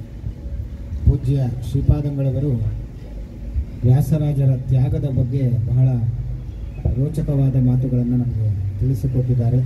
ಒಬ್ಬ ಕವಿ ಹೇಳ್ತಾನೆ ವ್ಯಾಸರಾಜರನ್ನು ನೋಡಿ, ತ್ಯಾಗ ಏಕೋ ಗುಣಶ್ರೇಷ್ಠ ಕಿಮನ್ಯೈ ಗುಣಸತ್ತಮೈ ತ್ಯಾಗಾತು ಜಗತಿ ಪೂಜ್ಯಂತೆ ಪಶು ಪಾಷಾಣ ಪಾದಪಾಹ. ವಾಸ್ತವಿಕವಾಗಿ ಮನುಷ್ಯ ಪಶುಗಳಿಗೆ ನಮಸ್ಕಾರ ಮಾಡಬಾರದು, ಪಶುಗಳನ್ನು ಪೂಜೆ ಮಾಡಬಾರದು. ಆದರೆ ಪಶುಗಳಿಗೂ ಪೂಜೆ ಮಾಡ್ತಾನಂತೆ. ಯಾಕೆ ಅಂದರೆ ಅದರಲ್ಲಿ ತ್ಯಾಗ ಅನ್ನುವ ಗುಣ ಇದೆ. ಆದ್ದರಿಂದ ಗೋವನ್ನು ಪೂಜೆ ಮಾಡ್ತಾನೆ. ಯಾಕೆ? ಅದು ತ್ಯಾಗ ಅನ್ನುವ ಗುಣ ಅದರಲ್ಲಿದೆ. ಬೇಡವಾದ್ದೆಲ್ಲ ತಗೊಂಡು ಬೇಕಾದ ಹಾಲನ್ನು ಕೊಡುತ್ತೆ, ಹುಲ್ಲು ಕಡ್ಡಿಗಳನ್ನು ತಿನ್ನುತ್ತೆ, ನಿಮಗೆ ಕೊಡೋದು ಹಾಲು. ಮನುಷ್ಯ ಮಹಾಸ್ವಾರ್ಥಿ, ಸಾರವಾದದ್ದನ್ನೇ ತಗೊಳ್ತಾನೆ, ಕೊಡೋದೆಲ್ಲ ಕಸ. ಹಸುಗಳು ಕಸ ಕಡ್ಡಿಗಳನ್ನು ತಿಂದು ರಸ ಕೊಟ್ಟರೆ ಇವನು ಸಾರವಾದದ್ದನ್ನು ತಗೊಂಡು ಕಸ ಕೊಡ್ತಾನೆ. ಆದ್ದರಿಂದಾಗಿ ಮನುಷ್ಯನಿಗೂ ಪ್ರಾಣಿಗಳಿಗೂ ಇಷ್ಟು ವ್ಯತ್ಯಾಸ. ಆದ್ದರಿಂದ ಮನುಷ್ಯನು ಗೋವುಗಳನ್ನು ಪೂಜೆ ಮಾಡ್ತಾನೆ. ಯಾಕೆ ಅಂದರೆ ಅದರಲ್ಲಿ ತ್ಯಾಗ ಅನ್ನುವ ಗುಣ ಇದೆ ಅಂತ. ಪಶು ಪಾಷಾಣ, ಕಲ್ಲನ್ನು ಪೂಜೆ ಮಾಡಬಾರ್ದು. ಆದರೆ ಕಲ್ಲನ್ನು ಮನುಷ್ಯ ಪೂಜೆ ಮಾಡ್ತಾನೆ. ಯಾಕೆ ಕಲ್ಲನ್ನು ಪೂಜೆ ಮಾಡ್ತಾನೆ ಅಂದರೆ, ಚಿಂತಾಮಣಿ ಅಂತ ಒಂದು ಕಲ್ಲಿದೆ, ಅದರ ಹತ್ತಿರ ಹೋಗಿ ಏನೇನು ಬೇಡಿದ್ರು ಅದು ಎಲ್ಲವನ್ನು ಕೊಟ್ಟುಬಿಡುತ್ತೆ ಚಿಂತಾಮಣಿ. ಆದ್ದರಿಂದ ಚಿಂತಾಮಣಿಗೆ ನಮಸ್ಕಾರ ಮಾಡ್ತಾನೆ, ಪೂಜೆ ಮಾಡ್ತಾನೆ. ಯಾಕೆ? ತ್ಯಾಗ ಅನ್ನುವ ಗುಣ ಇದೆ ಅಂತ. ಪಶು ಪಾಷಾಣ ಪಾದಪಾಹ. ಪಾದಪಾಹ ಅಂದರೆ ವೃಕ್ಷಗಳು, ವೃಕ್ಷಗಳನ್ನು ಪೂಜೆ ಮಾಡಬಾರದು. ಆದರೆ ಅಶ್ವತ್ಥ ವೃಕ್ಷವನ್ನು ಪೂಜೆ ಮಾಡ್ತಾನಂತೆ ಮನುಷ್ಯ. ಯಾಕೆ ಅಂದರೆ ಅದರಲ್ಲಿ ತ್ಯಾಗ ಅನ್ನುವ ಗುಣ ಇದೆ ಅಂತ. ಹೀಗೆ ಎಲ್ಲ ವಸ್ತುಗಳಲ್ಲಿ ತ್ಯಾಗ ಇದ್ದರೆ ಅಲ್ಲಿ ಪೂಜ್ಯ ಭಾವನೆ ನಮಗೆ ಬರುತ್ತದೆ. ಆದ್ದರಿಂದಲೇ ಪೂಜೆಗೊಳ್ಳುತ್ತೆ ಇದೆಲ್ಲವೂ ಕೂಡ ಅಂತ ಒಬ್ಬ ಕವಿ ವರ್ಣಿಸಿ, ಆಮೇಲೆ ವ್ಯಾಸರಾಜರ ಮಹಿಮೆಯನ್ನು ಹೇಳಿ ಶ್ರೀಪಾದರಾಜರ ಮಹಿಮೆಯನ್ನು ಹೇಳ್ತಾನೆ. ಗುರುಗಳು ಬಹಳ ಸುಂದರವಾಗಿ ಹೇಳಿದರು, ಶ್ರೀಪಾದರಾಜರನ್ನು ಬೇಡಬೇಕಾಗಿಲ್ಲ, ಅವರ ಹತ್ತಿರ ಹೋದರೆ ದರ್ಶನ ಮಾತ್ರ, ಅವರನ್ನು ನೋಡಿದರೆ ಸಾಕು, ಎಲ್ಲವನ್ನು ತ್ಯಾಗ ಮಾಡುವ ಶಕ್ತಿ ಅದು ಶ್ರೀಪಾದರಾಜರು ಅನ್ನುವ ದಿವ್ಯ ಸಂದೇಶವನ್ನು ಪೂಜ್ಯ ಶ್ರೀಪಾದಂಗಳವರು ನಮಗೆ ನೀಡಿದ್ದಾರೆ. ನಾವು ಆರಾಧನೆಗೆ ಬಂದು ಏನಾದರೂ ಒಂದು ಕಲಿತುಕೊಂಡು ಹೋಗಬೇಕು, ಏನಾದರೂ ಒಂದು ಗುಣವನ್ನು ನಾವು ತೆಗೆದುಕೊಂಡು ಹೋಗಬೇಕು. ಅದು ಯಾವುದು ಅಂದರೆ ತ್ಯಾಗ. ಬಹಳ ಶ್ರೇಷ್ಠವಾದದ್ದು. ಜೀವನದಲ್ಲಿ ತ್ಯಾಗ ಮಾಡಲಿಕ್ಕೆ ನಾವು ಸಿದ್ಧರಿರಬೇಕು. ಇಂತಹ ದೊಡ್ಡ ಕ್ಷೇತ್ರದಲ್ಲಿ ಅಮೃತತ್ವಂ, ಆದ್ದರಿಂದ ತ್ಯಾಗದಿಂದ ಅಮೃತವನ್ನು ಪಡೆಯಬಹುದು, ಮೋಕ್ಷವನ್ನು ಪಡೆಯಬಹುದು ಅಂತ ಪೂಜ್ಯ. ಅದರಿಂದಾಗಿ ಅಂತಹ ತ್ಯಾಗ ಗುಣ ಸನ್ಯಾಸಿಗಳನ್ನು ಪೂಜೆ ಮಾಡ್ತಾರೆ. ಯಾಕೆಂದರೆ ಅಲ್ಲಿ ತ್ಯಾಗ ಅನ್ನುವ ಗುಣ ಇದೆ ಅಂತ. ಹೀಗೆ ನಾವು ಅದನ್ನು ಬೆಳೆಸಿಕೊಂಡ್ರೆ ಭಗವಂತ ನಮ್ಮನ್ನು ಸ್ವೀಕಾರ ಮಾಡಿ ಅನುಗ್ರಹಿಸ್ತಾನೆ. ಅದಕ್ಕೆ ಉದಾಹರಣೆ ವ್ಯಾಸರಾಜರು ಅನ್ನುವ ಒಂದು ಮಹತ್ತರವಾದ ವಿಷಯವನ್ನು ಪೂಜ್ಯ ಶ್ರೀಪಾದರು ನಮಗೆ ತಿಳಿಸಿಕೊಟ್ಟು ಅನುಗ್ರಹಿಸಿದ್ದಾರೆ. ಅವರಿಗೆ ಭಕ್ತಿಪೂರ್ವಕವಾದ ಪ್ರಣಾಮಗಳನ್ನು ಸಮರ್ಪಣೆ ಮಾಡ್ತಾ, ಈಗ ಪೂಜ್ಯ ಅಕ್ಷೋಭ್ಯ ಮಠದ ಪರಮ ಪೂಜ್ಯ ಶ್ರೀಪಾದಂಗಳವರು ಈಗಾಗಲೇ ಅವರು ಅಲ್ಲಿ ಮೇಲೆ ವಿದ್ಯಾರಣ್ಯರಿಗೂ ಮತ್ತು ಅಕ್ಷೋಭ್ಯ ತೀರ್ಥರಿಗೂ ವಾದ ನಡೆದಿತ್ತು. ಅದರಲ್ಲಿ ಜಯವನ್ನು ಗಳಿಸಿ ಅಕ್ಷೋಭ್ಯ ತೀರ್ಥರು ನರಸಿಂಹನ ಅನುಗ್ರಹಕ್ಕೆ ಪಾತ್ರರಾದರು ಅಂತ ಅವರ ಇತಿಹಾಸದಲ್ಲಿ ನಾವು ಕೇಳ್ತೇವೆ. ಅಂತಹ ಅಕ್ಷೋಭ್ಯ ತೀರ್ಥರನ್ನು ದರ್ಶನ ಮಾಡಿ ಪರ್ವತಾರೋಹಣವನ್ನು ಮಾಡಿ ಪೂಜ್ಯ ಶ್ರೀಪಾದರು ಇಲ್ಲಿಗೆ ಆಗಮಿಸಿದ್ದಾರೆ ಸಭೆಗೆ. ಅವರು ತಮ್ಮ ಅನುಗ್ರಹ ಸಂದೇಶವನ್ನು ನೀಡಬೇಕು ಅಂತ ಅವರಲ್ಲಿ ಪ್ರಾರ್ಥನೆ.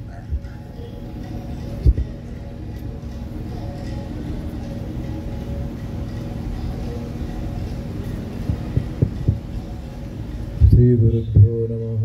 ಹರಿ ಓಂ. ಹಯಗ್ರೀವ ಹಯಗ್ರೀವ ಹಯಗ್ರೀವೇತಿ ಯೋ ವದೇತ್ ತಸ್ಯ ನಿಸ್ಸರತೆ ವಾಣಿ ಜಹ್ನುಕನ್ಯಾ ಪ್ರವಾಹವತ್ ಕುಪಿತಾಯಿ ಫಣಚ್ಛಾಯಾ ಸಮೀಕೃತ್ಯ ಪರಂ ಸುಖಂ ಸೇವಂತೆ ಯತ್ಪದಂ ಧೀರಾಃ ತಂ ಭಜೆ ವಲ್ಲಭಂ ಶ್ರಿಯಃ. ಶ್ರೀ ಗುರುಭ್ಯೋ ನಮಃ. ಹರಿ ಓಂ.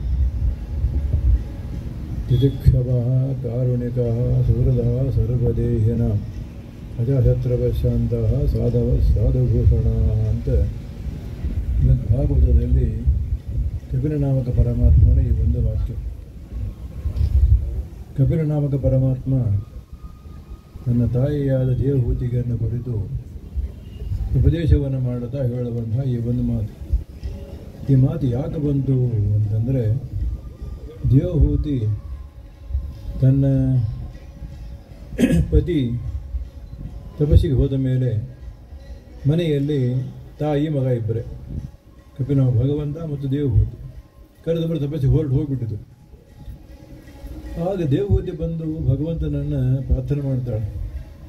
ಭಗವಂತ, ನಾನು ನಿರ್ವಿಣ ಇತರಾಂ ಭೂಮ ಸಿದ್ಧರದಿಂದ ತರ್ಪಣ ಆತ. ಭಗವಂತ ಭೂಮನ್ ಅಂತ ಆಯ್ಕೆ ಮಗ ಅಂತ ಮಗನೇ ಅಂತ ಕರೆಯಂಗಿಲ್ಲ. ಏ ಭೂಮನ್ ಭಗವಂತ, ನಾನು ನಿತರಾಂ ನಿರ್ವಿಣ್ಣ ಅಸುಂದರ ತರ್ಪಣ ಆತ. ಇಷ್ಟು ವರ್ಷ ನನ್ನ ಪತಿಯಾಗಿರ್ತಕ್ಕಂಥ ಕರ್ದಮರು ನನ್ನ ಮೇಲೆ ತುಷ್ಟರಾಗಿ ಏನು ಬೇಕು ಕೇಳು ಅಂತ ನಾನು ಕೇಳಿದ್ರು. ಅವ್ರ ಹಿಂದಿನ ಇತಿಹಾಸ ನಿಮ್ಗೆ ಗೊತ್ತದೆ. ಸ್ವಯಂಭೂಮ ಲಗ್ನ ಮಾಡಿಕೊಟ್ಟು ಹೋಗಿಬಿಟ್ಟ, ಅರಣ್ಯಕ್ಕೆ ಬಂದು ಕೊಟ್ಟು ಹೋಗಿಬಿಟ್ಟ, ಲಗ್ನ ಮಾಡಿಕೊಟ್ಟು ಹೋಗಿಬಿಟ್ಟ. ಕರ್ದಮರ ಆಶ್ರಮ.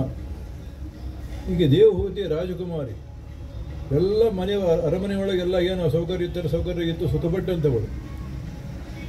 ಬಂದು ಲಗ್ನ ಮಾಡಿ ಬಿಟ್ಟು ಹೋಗಿಬಿಟ್ಟಿದ್ದಾನೆ. ಒಬ್ಬಳೆ ಗಂಡ ಹೆಂಡತಿ ಇಬ್ಬರು. ಕರ್ದಮರು ತಪಸ್ಸು ಬಿಟ್ಟು ಬೇರೆ ಕೆಲಸ ಇಲ್ಲ. ದೇವಹೂತಿನ ಏನು ಮಾಡ್ತೀನಿ, ಏನು ಬೇಕು ಅಂತ ಒಂದಿನ ಕೇಳಲಿಲ್ಲ. ಅವರ ದೇವರ ಪೂಜಾಕ್ಕೆ ಏನು ಬೇಕೋ ಎಲ್ಲ ವ್ಯವಸ್ಥೆ ಮಾಡಿಕೊಡ್ತಾ ಇದ್ಲು. ಚಂದವನಿಗೆ ಏನು ಬೇಕೋ ಎಲ್ಲ ವ್ಯವಸ್ಥೆ ಮಾಡಿಕೊಡ್ತಾ, ಬಸ್ಸಿಗೆ ಏನು ಬೇಕೋ ಎಲ್ಲ ವ್ಯವಸ್ಥೆ ಮಾಡಿಕೊಡ್ತಾ ಇದ್ಲು. ಇವರು ಏನು ಬೇಕು ಕೇಳಲಿಲ್ಲ. ಆಕೆ ಇದು ಬೇಕು ಅಂತ ಆಕೆ ಕೇಳಿದ, ಇವರು ಕೇಳಲಿಲ್ಲ. ಎಷ್ಟೋ ವರ್ಷ ಆಗೋಗ್ಬಿಡುತ್ತೆ. ಎಷ್ಟೋ ವರ್ಷ ಈ ರೀತಿಯಾಗಿ ದೇವಹೂತಿ ಸೇವನೆ ಮಾಡಿದ ಮೇಲೆ ಒಂದಿನ ಕರ್ದಮರಿಗೆ ಅನಿಸ್ತು, ಈಗ ಸೇವೆ ಅದ್ಭುತವಾಗಿದೆ, ಅದಕ್ಕೆ ಈಗೇನು ಕೊಡಬೇಕು ಅಂತ ಅನಿಸ್ತು. ಕಷ್ಟೋ ಮಧ್ಯಮತ ಮಾನಣಿ ಮಾನದಾಯ ಅಂತಾರೆ ಕದ್ದಮರಂತಾರೆ. ಇವರು ಗದ್ದಮರು ಹೇಳ್ತಾರೆ, ದೇವಹೂತಿ ಹೇಳ್ತಾರೆ. ದೇವಹೂತಿ ಸಾಮಾನ್ಯವಾಗಿ ಹೆಂಗಸರಿ ಚಟ ಏನಿರ್ತದೆ, ಅದು ಬೇಕು ಇದು ಬೇಕು ಅದು ಬೇಕು ಇದಾತು ಅದು ಬೇಕು, ಅವ್ರ ಮನೆಗಿದ್ದದೆ ನಮ್ಮ ಮನೆಗಿಲ್ಲ ಅಂತ ಕೇಳೋ ಒಂದು ಅಭ್ಯಾಸ ಇರ್ತದೆ ಆವಾಗಲೂ. ನೀನು ರಾಜಕುಮಾರಿ ಇಲ್ಲಿ ಬಂದಿದ್ದಿ, ಒಂದಿನ ಇಂಥದ್ದು ಬೇಕು ಅಂತ ಕೇಳಲಿಲ್ಲ. ನಾನಂತೂ ಏನು ಕೊಡ್ತೀನಿ ಅಂತ ನಾನು ಹೇಳಲಿಲ್ಲ. ಅದಕ್ಕೆ ತುಷ್ಟು ಮಧ್ಯಪದ ಮಾನಿನಿ ಮಾನದಾಯ. ದೇವತಾ ನಿನ್ನ ತಪ್ಪಿಸಿ ತುಷ್ಟನಾಗಿದ್ದೆ ನಾನು ಮಾಡಿ ಸೇವೆಗೆ, ಅದಕ್ಕೇನು ಬೇಕು ಕೇಳು ಅಂತ ನನ್ನ ಪತಿ ನನ್ನ ಕೇಳಿದರು. ದೇವ ಹೇಳೋ ಮಾತೀಗ ಭಗವಂತನ ಮುಂದೆ. ನಾನು ಆವಾಗ ಏನು ಕೇಳಿದೆ, ನನಗೆ ಬುದ್ಧಿ ಇರಲಿಲ್ಲ ಆವಾಗ. ಇಷ್ಟು ವರ್ಷ ಲಗ್ನ ಆಗಿ ಇಷ್ಟು ವರ್ಷ ಆಯಿತು, ಗಂಡನ ಸಂಗತಿ ಇನ್ನು ಸಂಘ ಆಗಿಲ್ಲ, ಅದಕ್ಕೆ ಅಂಗಸಂಘ ಬೇಕು ಅಂತ ಕೇಳಿಬಿಟ್ಟಿದ. ಕೊಟ್ಟರು ನನಗೆ ಅಂಗಸಂಘ ಕೊಟ್ಟರಷ್ಟೇ ಇಲ್ಲ, ಏನು ಸುಖ ಏನು ಯಾರಿಗೂ ಸಿಗದೆ ಸುಖ ಕೊಟ್ಟರು. 9 ಅಂತಸ್ತಿನ ವಿಮಾನ ನಿರ್ಮಾಣ ಮಾಡಿದರು. ಅದಕ್ಕೇನು ಏವಿಯೇಷನ್ ಫ್ಯೂಯಲ್ ಇಲ್ಲ, ಪೈಲಟ್ ಇಲ್ಲ, ಏನಿಲ್ಲ. ಇಲ್ಲಿ ಹೋಗಬೇಕು ಅಷ್ಟೇ ಇಳಿಬೇಕು. ಹೀಗಾಗಿ ಎಲ್ಲ ಕಡೆ ಅನೇಕ ವರ್ಷ ವ್ಯವಹಾರ ಮಾಡಿಕೊಂಡು 9 ಮಂದಿ ಹೆಣ್ಣು ಮಕ್ಕಳು ಮತ್ತು ನೀನೊಬ್ಬ ಮಗ ಅವತಾರ ಮಾಡಿದ್ರು. ಈಗ ನಮ್ಮ ಕರ್ದಮರು ತಪಸ್ಸಿಗೆ ಹೋಗ್ಬಿಟ್ರು. ನಾನು ಅವತ್ತು ಕೇಳಿದ್ರೆ ಏನು ಮುಕ್ತಿಗೆ ದಾರಿ ಕೊಡ್ರಿ ಏನು ಕೇಳಿದ್ರೆ ಬಹುಶಃ ನನಗವರು ಕೊಟ್ಟೆ ಬಿಡ್ತಿದ್ರು. ಅದು ನನ್ನ ಕೇಳಲಿಕ್ಕೆ ಆಗಲಿಲ್ಲ. ನಿರ್ವಹಿಸಿದ್ರೆ ಅಸಹ್ಯ ತರ್ಪಣ ಹಿಂದೆ ತರ್ಪಣ. ಕಣ್ಣಿಗೆ ಒಂದು ಚಲೋ ಕುರುಬು ಕಾಣಬೇಕು, ನಾಲಿಗೆ ರುಚಿ ಊಟ ಬೇಕು, ಕಿವಿಗೆ ಸಂಗೀತ ಕೇಳಬೇಕು ಅಂತೆಲ್ಲ ಇಟ್ಕೊಂಡು ಅವರನ್ನು ಬೇಕಾದ ಕೊಟ್ಟಿದ್ದ ಆ ಬ್ರಾಹ್ಮಣ ನಮ್ಮ ಗಂಡ. ನಾನು ಕೇಳಲಿಲ್ಲ, ಬರೀ ಆರಾಮಿರಬೇಕು ಅಂತ ಕೇಳ್ಕೊಂಡ್ಬಿಟ್ಟೆ. ಅದಕ್ಕೆ ನಿರ್ವಹಣೆಯಾಗಿದ್ದೆ. ಅದಕ್ಕೋಸ್ಕರವಾಗಿ ಏನು ಮಾಡಬೇಕು ನನಗೆ ಗೊತ್ತಾಗದಾಗಿಲ್ಲ. ಪ್ರಪನ್ನ ಅಂದಂತಮ್ಮ ಪ್ರಭೋ ತಪಸ್ಸು ಹಾಗೇನು ಬಿದ್ದಿಲ್ಲ ಖರೆ ಅಂದರೆ ಮತ್ತೆ ಮಹಾಜ್ಞಾನಿಯಾಗಿ ದೇವಹೂತಿ ಆದರೂ ಕೂಡ ನಮ್ಮಂಥವ್ರು ಕೇಳಿಕೊಂಡು ಕೇಳಿದ ಮಾತದು. ಇವತ್ತು ತಮಸ್ಸಿಗೆ ಬಿದ್ದಿದ್ದೇನೆ, ಕತ್ತಲ್ಲಿ ಬಿದ್ದಿದ್ದೇನೆ, ಉದ್ಧಾರ ಮಾಡಬೇಕು ಎಂದು ಕೇಳಿಕೊಂಡಾಗ ಭಗವಂತ ಕೊಟ್ಟಂಥ ಉತ್ತರ ಇದು. ಯಾವುದೋ ಮಲ್ಲಿ ಹೇಳಿದ ತಿತಿಕ್ಯವ ಸಾಧವ ಅಂತ ಹೇಳಿದ ಮಾತು, ತಿತಿಕ್ಯವ ಕಾರುಣಿಕ ಸುರ ಸರ್ವದೇಹಿ ನಾಮ ಅಂತ ಭಗವಂತ ಹೇಳಿದ ಉತ್ತರ ಇದು. ನೋಡು ದೇವಹೂತಿ, ಜಗತ್ತಿನೊಳಗೆ ಕೆಲವು ಮಂದಿ ಇದ್ದಾರೆ ಮಹಾಪುರುಷರು, ಸಾಧುಗಳು ಅಂತ ಅವರಿಗೆ ಕರೀತಾರೆ.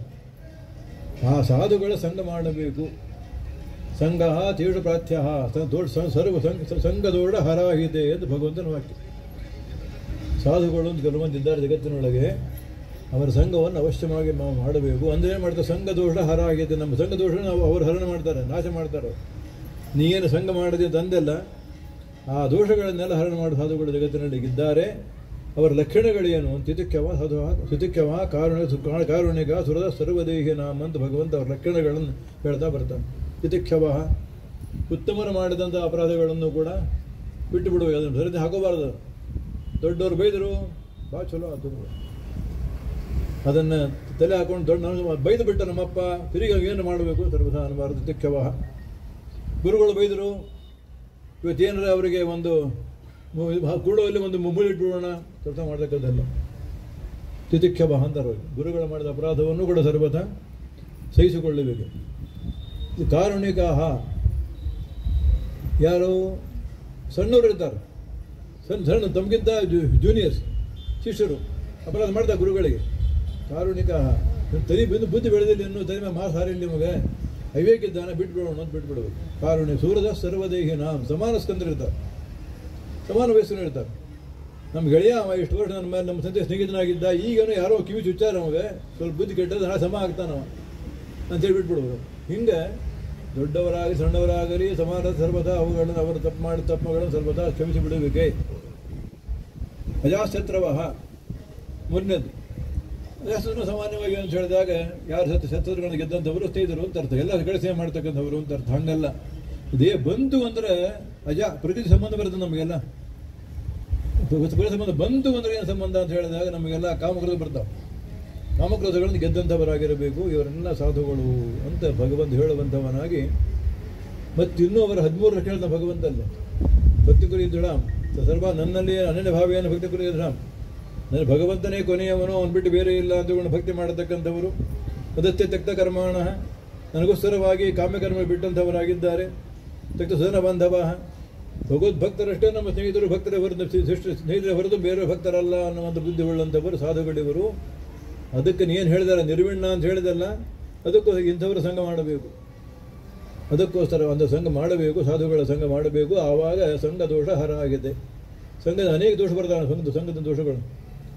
ಅದಕ್ಕೋಸ್ಕರ ಸಂಘ ದೋಷ ನಾಶ ಮಾಡತಕ್ಕಂಥವರು ಅಂತ ಹೇಳಿದಾಗ ಸಂಘ ಸಾಧು ಯಾರು? ನಮ್ಮ ಶ್ರೀಪಾದರಾಜರಂಥ ಮಹಾನುಭಾವರ ಸಂಘವು. ಈಗ ಹೇಳಿದ್ರು, ಸ್ವಾಮಿ ಹೇಳಿದರು, ದರ್ಶನಾದೇವ ಸಾಧವ ಅಂತ ಹೇಳಿದ. ದರ್ಶನ ಮಾಡಿ ಸಾಧುಗಳು ದರ್ಶನ ಮಾಡಿಕೊಂಡು ಸಾಕು. ವೃಂದಾವನ ಅಂತ ಬರೀ ಕಲ್ಲು ಅಂತಲ್ಲ, ವೃಂದಾವನ ಅವ್ರು ಇರ್ತಾರೆ. ಅವ್ರು ಯಾವಾಗಲೂ ಕೂಡ ಅವ್ರಿಗೆ ಗೊತ್ತಿರೋದು, ಯಾರು ಬಂದರು ಯಾರು ಹೋದ್ರು ಅವ್ರಿಗೆ ಲೆಕ್ಕ ಇಟ್ಟಿರ್ತಾರೆ. ಅವರು ನಮಗೆ ಗೊತ್ತಾಗಿಲ್ಲ ಅಷ್ಟೇ. ಇಂಥ ಒಬ್ಬಂದ ನಮಸ್ಕಾರ ಮಾಡಿದೆ ಇವತ್ತೇ, ಅವ್ನು ಅನುಗ್ರಹ ಮಾಡೋಣ ಅಂತಂದಾರು. ಆ ರೀತಿಯಾಗಿ ಅಂತಹ ಮಹಾನುಭಾವರು ಸಾಧುಗಳು ಅಂತ ಅವರಿಗೆ ಹೆಸರು. ಅವರ ರಕ್ಷಣೆಗಳು ಈ ರೀತಿಯಾಗಿ ಇರ್ತಾ ಇವೆ. ಆದ್ದರಿಂದ ಅವರ ಸಂಘವನ್ನು ಮಾಡಬೇಕು ಅಂದರೆ ಅವರ ದರ್ಶನ ಮಾಡಿಕೊಳ್ಳಬೇಕು, ಅವರ ಸೇವೆಯನ್ನು ಮಾಡಬೇಕು ಅಂತ. ಶ್ರೀಪಾದರಾಜರು ಅಂತ ಸಾಧುಗಳಲ್ಲಿ ಒಬ್ಬ ಮಹಾನುಭಾವರಾದಂಥವರು. ಇಂಥವ್ರು ಭಾಳ ಅಪರೂಪ. ಜಗತ್ತಿನ ಸಾಧುಗಳು ಭಾಳ ಅಪರೂಪ, ಸಿಗೋದು ಭಾಳ ಕಷ್ಟ. ಹಿಂದೆ 504ನೇ ವರ್ಷದ ಆರಾಧನೆ ಅಂತ ನಾವು ಸ್ವಾಮಿಗಳು ಕೇಳಿದಿವತ್ತು. ಅವರು ನಮ್ಮ ಭೌತಿಕ ಕಣ್ಣಿಗೆ ಕಾಣದೆ 504 ವರ್ಷಗಳಾದವು. ಆದರೂ ಕೂಡ ಇವತ್ತು ಜಗತ್ತಿನಲ್ಲಿ ಇವತ್ತು ಅವರ ಆರಾಧನೆಗೆ ಇಷ್ಟು ಜನ ಸೇರ್ತೀರಿ, ನಾಡು ಸೇರ್ತಾರೆ ಅಂದರೆ ಅವರ ಮಹಿಮೆ ಎಷ್ಟಿರಬೇಕು ಅಂತ ನಮ್ಗೆ ಗೊತ್ತಾಗ್ತದೆ. ಅವರ ಸಾಧುತ್ವ ಹೆಂಗಿತ್ತು ಅಂತ ನಮ್ಗೆ ಗೊತ್ತಾಗ್ತದೆ.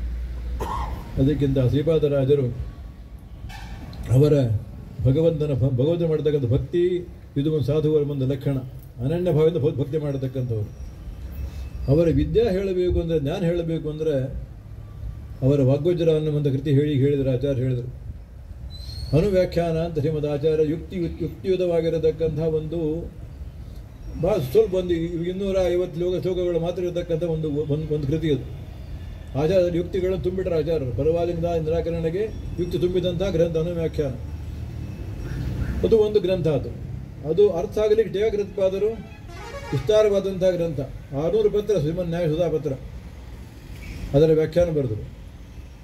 ವ್ಯಾಖ್ಯಾನ ಬರೆದಾಗ ಈ ಮೊದಲೆಲ್ಲ ಸ್ಕೂಲ್ ಒಳಗೆ ಇರ್ತಿದ್ದು ಇದನ್ನು ಪಿಸಿ ರೈಟಿಂಗ್ ಇರ್ತಿತ್ತು. ಪಿಸಿ ರೈಟಿಂಗ್ ಅಂತ ಬಂದಿರ್ತಿತ್ತು. ಈಗೆಲ್ಲ ಹೋಗ್ಬಿಟ್ಟಾವು. ಈ ಕನ್ನಡಕ್ಕೂ ನಟಿನ ಬಿಡ್ತಾವೆ, ಹುಡುಗರು ಹೆಂಗೆ ಬಿಡ್ತಾವೆ ಗೊತ್ತಿ ನನಗೆ. ಪಿಸಿ ರೈಟಿಂಗ್ ಅಂತ ಇರ್ತಿತ್ತು ಮೊದಲು ಅಂತೆಲ್ಲ. ಖಾಲಿ ಕಲೆ ಮುಂದೆ ದೊಡ್ಡ ಒಂದು 4-5 ಪ್ಯಾರಾ ಕೊಡ್ತಿದ್ರು ಅವರು ಬರೀಲಿಕ್ಕೆ. 4-5 ಪ್ಯಾರಾ ಕೊಡ್ತಿದ್ರು. ಇದನ್ನು ಒಂದೇ ಪ್ಯಾರಾ ಮಾಡಿದ್ರು ಬಿಡ್ತಿದ್ರು. 4 ಪ್ಯಾರಾ ಒಂದು ಪ್ಯಾರಾ ಮಾಡಬೇಕು. ಅದಕ್ಕೆ ಬುದ್ಧಿವಂತಿಗೆ ಎಷ್ಟು ಬೇಕಂತ ನೋಡ್ರಿ. ಆಚಾರ್ಯರು ಒಂದು 4 ಪ್ಯಾರಾನ ಟೀಕಾಕೃತ್ಪಾದರು 108 ಪತ್ರ ಮಾಡಿದರು. ಅದು ಒಂದು ಪಾಂಡಿತ್ಯದ ಒಂದು ಮುಖ. ಇನ್ನು ಟೀಕಾಕೃತ್ಪಾದರ ಒಂದು ಸುಧಾ, ಅದನ್ನು ಮತ್ತು ಪಿಸಿ ರೈಟಿಂಗ್ ಎಲ್ಲ ಸಂಗ್ರಹ ಮಾಡಿಕೊಂಡು ಜನರು ತಿಳಿಯುವಂತೆ ಮಾಡತಕ್ಕಂಥ ಬುದ್ಧಿವಂತಿಕೆ, ಚಾಣಕ್ಯತೆ, ಜ್ಞಾನ ಇವರಿಗೆ ಸೇವಾದಾರಿಗುಂಟು. ಅದು ಬಹಳ ಬುದ್ಧಿವಂತಿಕೆ ಬೇಕಾದ. ಯಾಕಂದ್ರೆ ಯಾವುದು ಬಿಟ್ಟಿರಬಾರ್ದು ಮತ್ತು ಯಾವುದೂ ಹೆಸರು ಸೇರಿಸಬಾರ್ದು. ಟೀಕಾಕೃತ್ಪಾದ ಹೇಳಿದಂಥ ವಿಷಯಗಳನ್ನೇ ಸಂಗ್ರಹ ಮಾಡಿಕೊಂಡು ಅದನ್ನೇ ಸಣ್ಣದಾಗಿ ಮಾಡಿ ವಾಗ್ವಜ್ರ ಅನ್ನುವಂತಹ ಗ್ರಂಥವನ್ನು ಮಾಡಿ ಪರವಾದಿಗಳು ಭೀಷಣವಾದಂತಹ ಒಂದು ಗ್ರಂಥ ನಿರ್ಮಾಣ ಮಾಡಿದಂಥ ದೊಡ್ಡ ಕೀರ್ತಿ ಶ್ರೀಪಾದರಾಜರು. ಅದು ಭಾಳ ಕಷ್ಟ. ಬೇಕಾದ್ರೆ ಪ್ರಯತ್ನ ಮಾಡಿ ನೀವು ಹೋಗಿ ಒಂದು ಮನೆ ಪೇಪರ್ ತೊಗೊಳ್ರಿ. ಇವತ್ತಿನ ಪೇಪರ್ ತೊಗೊಳ್ರಿ. ಒಂದು ಇಡೀ ಒಂದು ಪೇಜು ವಿಷಯಗಳನ್ನು ಒಂದಿಷ್ಟೇ ಒಂದು 4 ಸಾಲ ಹೇಳಿ ಪ್ರಯತ್ನ ಮಾಡಿ ನೋಡೋಣ. ಚಕ್ಕನೇ ಇಲ್ಲ ಯಾರಿಗೂ, ನಮಗಂತೂ ಬರೋಂಗಿಲ್ಲ. ಒಂದು ಅದಕ್ಕೋಸ್ಕರವಾಗಿ ಇಂತಹ ಒಂದು ಅದಕ್ಕೆ ಬುದ್ಧಿಯ ತೀಕ್ಷ್ಣತೆ ಮತ್ತು ಎಲ್ಲವನ್ನು ಗ್ರಹಣ ಮಾಡುವಂತಹ ಒಂದು ಸಾಮರ್ಥ್ಯ, ಅದು ಅದ್ಭುತವಾದಂಥ ಸಾಮರ್ಥ್ಯ. ಅದು ಕೇವಲ ದೇವತಾಪುರುಷ ಬರತಕ್ಕ ಸಾಮರ್ಥ್ಯ ಅಷ್ಟೇ ಹೊರತು ಅವನಿಗೆ ಬರೆದ ಸಾಮರ್ಥ್ಯವಲ್ಲ.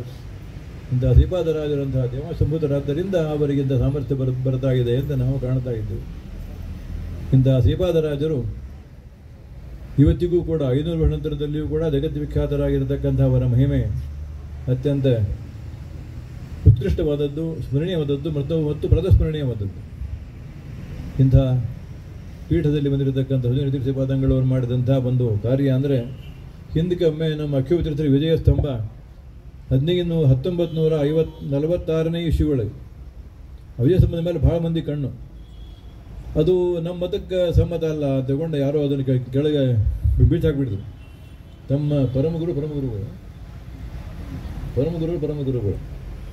ಶ್ರೀಪಾದಂಗಳವರ ಪರಮಗುರುಗಳು ಆವಾಗ ನಮ್ಮ ರಘುವೀರ ತೀರ್ಥರ ಒಂದಿಗೆ ಹೂಡಿಕೊಂಡು ಅದನ್ನು ಮತ್ತೆ ಆ ಸ್ತಂಭವನ್ನು ಮತ್ತೆ ಪುನಃ ಜೋಡಿಸಿ ಅದನ್ನು ಪುನಃ ಸ್ಥಾಪನೆ ಮಾಡಿದ್ದು 56ನೇ ಇಶ್ಯೂ.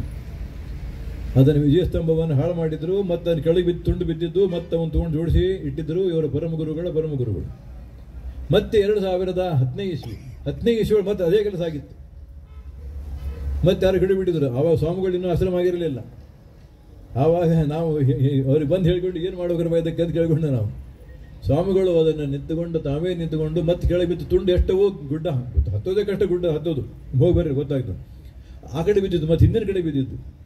ಆ 3 ತುಂಡುಗಳನ್ನು ಮತ್ತೆ ತಂದು ತಾವೇ ಸುಧಾ ನಿಂತುಕೊಂಡು ನಮಗೆ ಹೇಳ್ದಂಗೆ, ನಮ್ಮನ್ನು ಕರೀದಂಗೆ, ನಮಗೆ ಏನು ತಾಸು ಕೊಡೋದಂಗೆ ತಾವೇ ನಿಂತುಕೊಂಡು ಅವುಗಳು 3 ತುಂಡುಗಳನ್ನು ಜೋಡಿಸಿ ಮತ್ತೆ ಇವತ್ತಿದ್ದಕ್ಕ ಸ್ತಂಭ ಶ್ರೀಪಾದಗಳು ಮಾಡಿದಂಥ ಅದ್ಭುತವಾಗಿರತಕ್ಕ ನಮ್ಮ ಅಕ್ಷಯತೀರ್ಥರ ಸೇವೆ. ಈ ರೀತಿಯಾಗಿರತಕ್ಕಂತಹ ಒಂದು ಮತ್ ಕಾರ್ಯವನ್ನು ಶ್ರೀಪಾದಂಗಳವರು ಮಾಡಿದ್ದಾರೆ.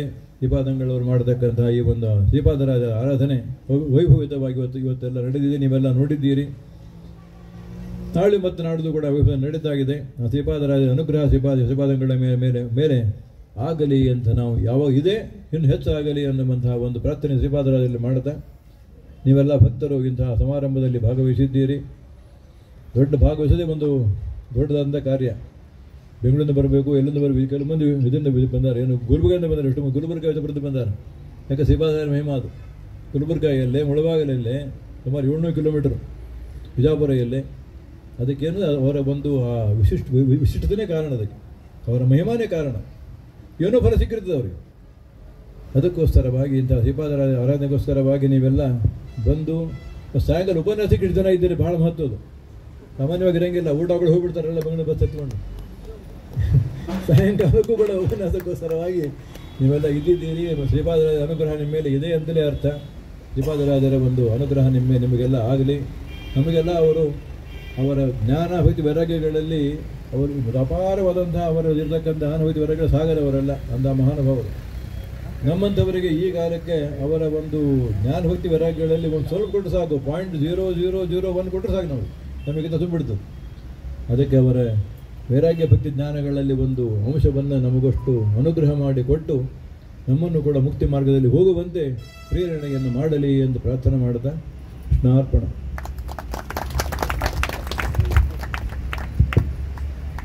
ಪರಮ ಪೂಜ್ಯ ಶ್ರೀಪಾದಂಗಳವರು ಕಪಿಲ ದೇವಹೂತಿ ಸಂವಾದದ ಸಾರ ಏನು ಅನ್ನೋದನ್ನು ನಮ್ಮ ಮುಂದೆ ಇಟ್ಟು ಸಾಧೋ ಸಂಗಮುಪಾಸತೇಹಿ ಸತತಂ ಅಂತ ಹೇಳಿದ ಹಾಗೆ ಸಾಧುಗಳ ಸಂಘವನ್ನು ಜೀವನದಲ್ಲಿ ಒಮ್ಮೆಯಾದರೂ ನಾವು ಮಾಡಬೇಕು, ಆಗ ನಮ್ಮ ಜೀವನ ಸಾರ್ಥಕವಾಗುತ್ತೆ ಅನ್ನುವ ಸಂದೇಶವನ್ನು ಕಪಿಲ ದೇವಹೂತಿಯರ ಸಂವಾದದಲ್ಲಿ ನಾವು ಕಾಣುತ್ತೇವೆ. ಅದನ್ನು ಬಹಳ ಸುಂದರವಾಗಿ ಪೂಜ್ಯ ಶ್ರೀಪಾದರು ತಿಳಿಸಿ, ದಾಸರು ಹೇಳಿದಂತೆ ಸಂಘವಾಗಲಿ ಸಾಧು ಸಂಘವಾಗಲಿ ಸಂಘದಿಂದ ಲಿಂಗದೇಹ ಭಂಗವಾಗಲಿ ಅಂತ ಮೋಕ್ಷದ ತನಕ ಆ ಸಾಧುಗಳ ಸಂಘ ಕೆಲಸ ಮಾಡುತ್ತೆ ಅನ್ನೋದನ್ನು ತಿಳಿಸಿಕೊಟ್ಟು, ಅಂತಹ ಸಾಧುಗಳಲ್ಲೇ ಶ್ರೇಷ್ಠ ಸಾಧುಗಳು ಶ್ರೀಪಾದರಾಜರಂಥ ಮಹಾನುಭಾವರು. ಆದ್ದರಿಂದ ಇಂತಹ ಆರಾಧನೆಯ ಸಂದರ್ಭದಲ್ಲಿ ಭಕ್ತರಿಗೆ ಅನುಗ್ರಹ ಮಾಡಲಿಕ್ಕೋಸ್ಕರ ಅವರು ತಿರುಗಿ ನಮ್ಮ ಕಡೆ ಶ್ರೀಪಾದರಾಜರು ವೃಂದಾವನದಲ್ಲಿ ಕೂತಿರ್ತಾರೆ. ಅದು ಜಡ ಅಂತಲೇ ತಿಳಿಯಬೇಡ್ರಿ, ಅದರೊಳಗೆ ಶ್ರೀಪಾದರಾಜರು ಒಂದು ರೂಪದಿಂದ ಇರ್ತಾರೆ. ತೇಜೋ ರೂಪದಿಂದ ವ್ಯಾಸರಾಜರು ನ ಪ್ರತೀಕೇನ ಹಿ ಸಹ ಅಂತ ಬ್ರಹ್ಮಸೂತ್ರದಲ್ಲಿ ಹೇಳಿದ ಹಾಗೆ ಪ್ರತೀಕದಲ್ಲಿ ಭಗವಂತ ಹೇಗೆ ಒಲಿತಾನೋ ಹಾಗೆ ವೃಂದಾವನದಲ್ಲಿ ಗುರುಗಳು ಒಲಿತಾರೆ ಅನ್ನೋದನ್ನು ಆ ಬ್ರಹ್ಮಸೂತ್ರಗಳು ಕೂಡ ಸೂಚ್ಯವಾಗಿ ಅದನ್ನು ತಿಳಿಸಿಕೊಟ್ಟಿವೆ ಅಂತ. ಆ ರೀತಿಯಲ್ಲಿ ಗುರುಗಳ ಅನುಗ್ರಹವನ್ನು ನಾವು ಪಡೆಯಬೇಕಾದರೆ ಇಂತಹ ದಿವಸಗಳಲ್ಲಿ ಆರಾಧನೆಯ ಶುಭ ಸಂದರ್ಭದಲ್ಲಿ ನಾವೆಲ್ಲರೂ ಬರಬೇಕು, ಬಂದು ಗುರುಗಳ ಅನುಗ್ರಹಕ್ಕೆ ನಾವು ಪಾತ್ರರಾಗಬೇಕು. ನಮಗೆ ಅನುಗ್ರಹ ಮಾಡಲಿಕ್ಕೋಸ್ಕರ ನಮ್ಮ ಕಡೆ ತಿರುಗಿರ್ತಾರೆ, ನಾವು ಯಾವ ಕಡೆನೋ ತಿರುಗಿಬಿಟ್ರೆ ಇನ್ನೊಂದು ವರ್ಷ ಕಾಯಬೇಕು. ಯಾಕೆಂದರೆ ಅವರು ಪ್ರಪಂಚಕ್ಕೆ ಬೆನ್ನು ಹಾಕಿ ದೇವರನ್ನು ಕುರಿತು ತಪಸ್ಸು ಮಾಡ್ತಿರ್ತಾರೆ, ಯಾವಾಗಲೂ ಜನರ ಕಡೆ ನೋಡೋದಿಲ್ಲ. ಈ ಆರಾಧನೆಯ ಶುಭ ಸಂದರ್ಭದಲ್ಲಿ ಪರ್ವಕಾಲದಲ್ಲಿ ಭಕ್ತರು ಬರ್ತಾರೆ ಅಂತ ಕಾಯ್ತಿರ್ತಾರಂತೆ. ಪುಣ್ಯವನ್ನು ಹಂಚಲಿಕ್ಕೋಸ್ಕರ ಭಗವಂತ ಆ ಅನುಗ್ರಹವನ್ನು ಗುರುಗಳಿಗೆ ಮಾಡಿರ್ತಾನೆ. ಇಂತಹ ಸಂದರ್ಭವನ್ನು ಸದುಪಯೋಗಪಡಿಸಿಕೊಳ್ಳಬೇಕು, ಅಂತಹ ಸಾಧುಗಳ ಸಂಘ ನಾವು ಮಾಡಬೇಕು ಅನ್ನುವ ಒಳ್ಳೆಯ ಸಂದೇಶವನ್ನು ಪೂಜ್ಯ ಶ್ರೀಪಾದರು ತಿಳಿಸಿಕೊಟ್ಟು, ಅಕ್ಷೋಭ್ಯ ತೀರ್ಥರು ಮಾಡಿದ ದೊಡ್ಡ ಸಾಧನೆ ಅದೇನು ಅನ್ನೋದನ್ನು ಈ ಪರ್ವತ ಸಾರ್ತಾ ಇದೆ. ವಿಜಯ ಸ್ತಂಭವನ್ನು ನಾವೆಲ್ಲರೂ ಕೂಡ ಇವತ್ತು ಕಾಣಬಹುದು. ಅಂತಹ ದಿವ್ಯ ಕ್ಷೇತ್ರ ಇದು. ಅನೇಕ ಜ್ಞಾನಿಗಳು ಇಲ್ಲಿ ಬಂದು ನೆಲೆಸಿ ತಪಸ್ಸು ಮಾಡಿ ಅವರೆಲ್ಲರೂ ಕೂಡ ಸಾಧನೆಯನ್ನು ಮಾಡಿದ ದಿವ್ಯ ಕ್ಷೇತ್ರ. ಈ ಕ್ಷೇತ್ರದಲ್ಲಿ ಎಲ್ಲರೂ ಕೂಡ ಬರಬೇಕು ಅನ್ನುವ ಸಂದೇಶವನ್ನು ಪೂಜ್ಯ ಶ್ರೀಪಾದರು ನಮಗೆ ತಿಳಿಸಿಕೊಟ್ಟು, ತಾವು ಪ್ರತಿ ವರ್ಷ ಎಷ್ಟೇ ಶ್ರಮ ಆದರೂ ಎಷ್ಟೇ ಕಾರ್ಯಕ್ರಮ ಇದ್ದರೂ ಕೂಡ ಅಕ್ಷೋಭ್ಯ ತೀರ್ಥ ಸ್ವಾಮಿಗಳನ್ನ ಕರೆಸೋದು ಅಂದರೆ ಭಾರಿ ಸಾಹಸ. ಅವರು ಹಾಗೆಲ್ಲ ಎಲ್ಲೂ ಬರೋದೇ ಇಲ್ಲ, ಕರೆದರೂ ಬರೋದಿಲ್ಲ, ನಮಗೆ ಅನುಭವ ಆಗಿದೆ. ಆದರೆ ಇಲ್ಲಿ ಮಾತ್ರ ಕರೀದೇ ಇದ್ದರೂ ಬರೀತಾರೆ. ಯಾಕೆಂದರೆ ಅವರ ಗುರುಗಳು ಇಲ್ಲಿದ್ದಾರೆ. ಅವರ ಅಕ್ಷೋಭ್ಯ ತೀರ್ಥರು ಅವರ ಮಠದ ಪರಂಪರೆಯ ಗುರುಗಳು ಇಲ್ಲಿ ನೆಲೆಸಿದ್ದಾರೆ. ಆದ್ದರಿಂದ ಬರಲೇಬೇಕು ಅಂತ ಆಹ್ವಾನ ಇಲ್ಲದೇ ಇದ್ದರೂ ಕೂಡ ಆಹ್ವಾನ ಕೊಡ್ತಾರೆ ಪೂಜ್ಯ ಶ್ರೀಪಾದರು. ಆದರೂ ಕೂಡ ಪ್ರೀತಿಯಿಂದ ಬಂದು ನಮಗೆ ವಿಶೇಷವಾಗಿ ಅನುಗ್ರಹವನ್ನು ಪೂಜ್ಯ ಶ್ರೀಪಾದರು ಮಾಡ್ತಿದ್ದಾರೆ. ಹೀಗೆ ಮುಂದೆ ಪ್ರತಿ ವರ್ಷದಂತೆ ಅವರು ಬಂದು ಅನುಗ್ರಹಿಸಬೇಕು ಅಂತ ಈ ಸಂದರ್ಭದಲ್ಲಿ ಕೇಳಿಕೊಂಡು ಪರ್ಮನೆಂಟ್ ಆಹ್ವಾನವನ್ನು ಸುಜಯನಿಧಿ ತೀರ್ಥರು ಅಕ್ಷೋಭ್ಯ ತೀರ್ಥ ಸ್ವಾಮಿಗಳಿಗೆ ಕೊಡ್ತಾ ಇದ್ದಾರೆ. ಹಾಗಂತ ಹೇಳಿ ನಮ್ಮ ಮಾಧವ ತೀರ್ಥ ಸಂಸ್ಥಾನದ ಸ್ವಾಮಿಗಳು ಆಹ್ವಾನ ಕೊಟ್ಟಿಲ್ಲ ಅಂತ ಅವರು ಹೇಳುವ ಹಾಗಿಲ್ಲ. ಪಕ್ಕದಲ್ಲೇ ಇದ್ದಾರೆ, 14 ಕಿಲೋಮೀಟ್ರ್ ಹತ್ತಿರ. ಆದ್ದರಿಂದಾಗಿ ಅವ್ರಿಗೂ ಕೂಡ ನಿರಂತರ ಇಲ್ಲಿ ಪೂಜ್ಯ ಶ್ರೀಪಾದರು ಆರಾಧನೆಯಲ್ಲಿ ಬಂದು ಅನುಗ್ರಹಿಸ್ತಾ ಇದ್ದಾರೆ. ಇದೆಲ್ಲವೂ ಕೂಡ ಈ ಸಾಧುಗಳ ಸಂಘ ನಮಗೂ ಕೂಡ ಆಗಲಿ ಅಂತ ಈ ಸಂದರ್ಭದಲ್ಲಿ ಹೇಳ್ತಾ, ಈ ಆರಾಧನೆಯನ್ನು ನಡೆಸಿ ಎಲ್ಲ ಸಾಧುಗಳ ಸಂಘವನ್ನು ನಡೆಸಿಕೊಟ್ಟಿರ್ತಕ್ಕಂತಹ ನಮ್ಮ ಪೂಜ್ಯ ಸುಜಯನಿಧಿ ತೀರ್ಥ ಶ್ರೀಪಾದಗಳವರು ಅನುಗ್ರಹ ಸಂದೇಶವನ್ನು ನೀಡಬೇಕು ಅಂತ ಅವರಲ್ಲಿ ಪ್ರಾರ್ಥನೆ. ಶ್ರೀ ಗುರುಭ್ಯೋ ನಮಃ. ಪರವಾಕ್ಯ ಪ್ರಮಾಣಾಬ್ಧೆ ವಿಕ್ರೀಡನ ವಿಶಾರಣ ಲಕ್ಷ್ಮೀ ನಾರಾಯಣ ಮುನಿಯನ್ನು ಒಂದೇ ವಿದ್ಯಾಗುರು ನಾಮ. ಶ್ರೀಪಾದರಾಜರ ಆರಾಧನಾ ಸುಸಂದರ್ಭದಲ್ಲಿ ಈ ದಿನ ಪೂರ್ವಾರಾಧನಾ ಪ್ರಯುಕ್ತ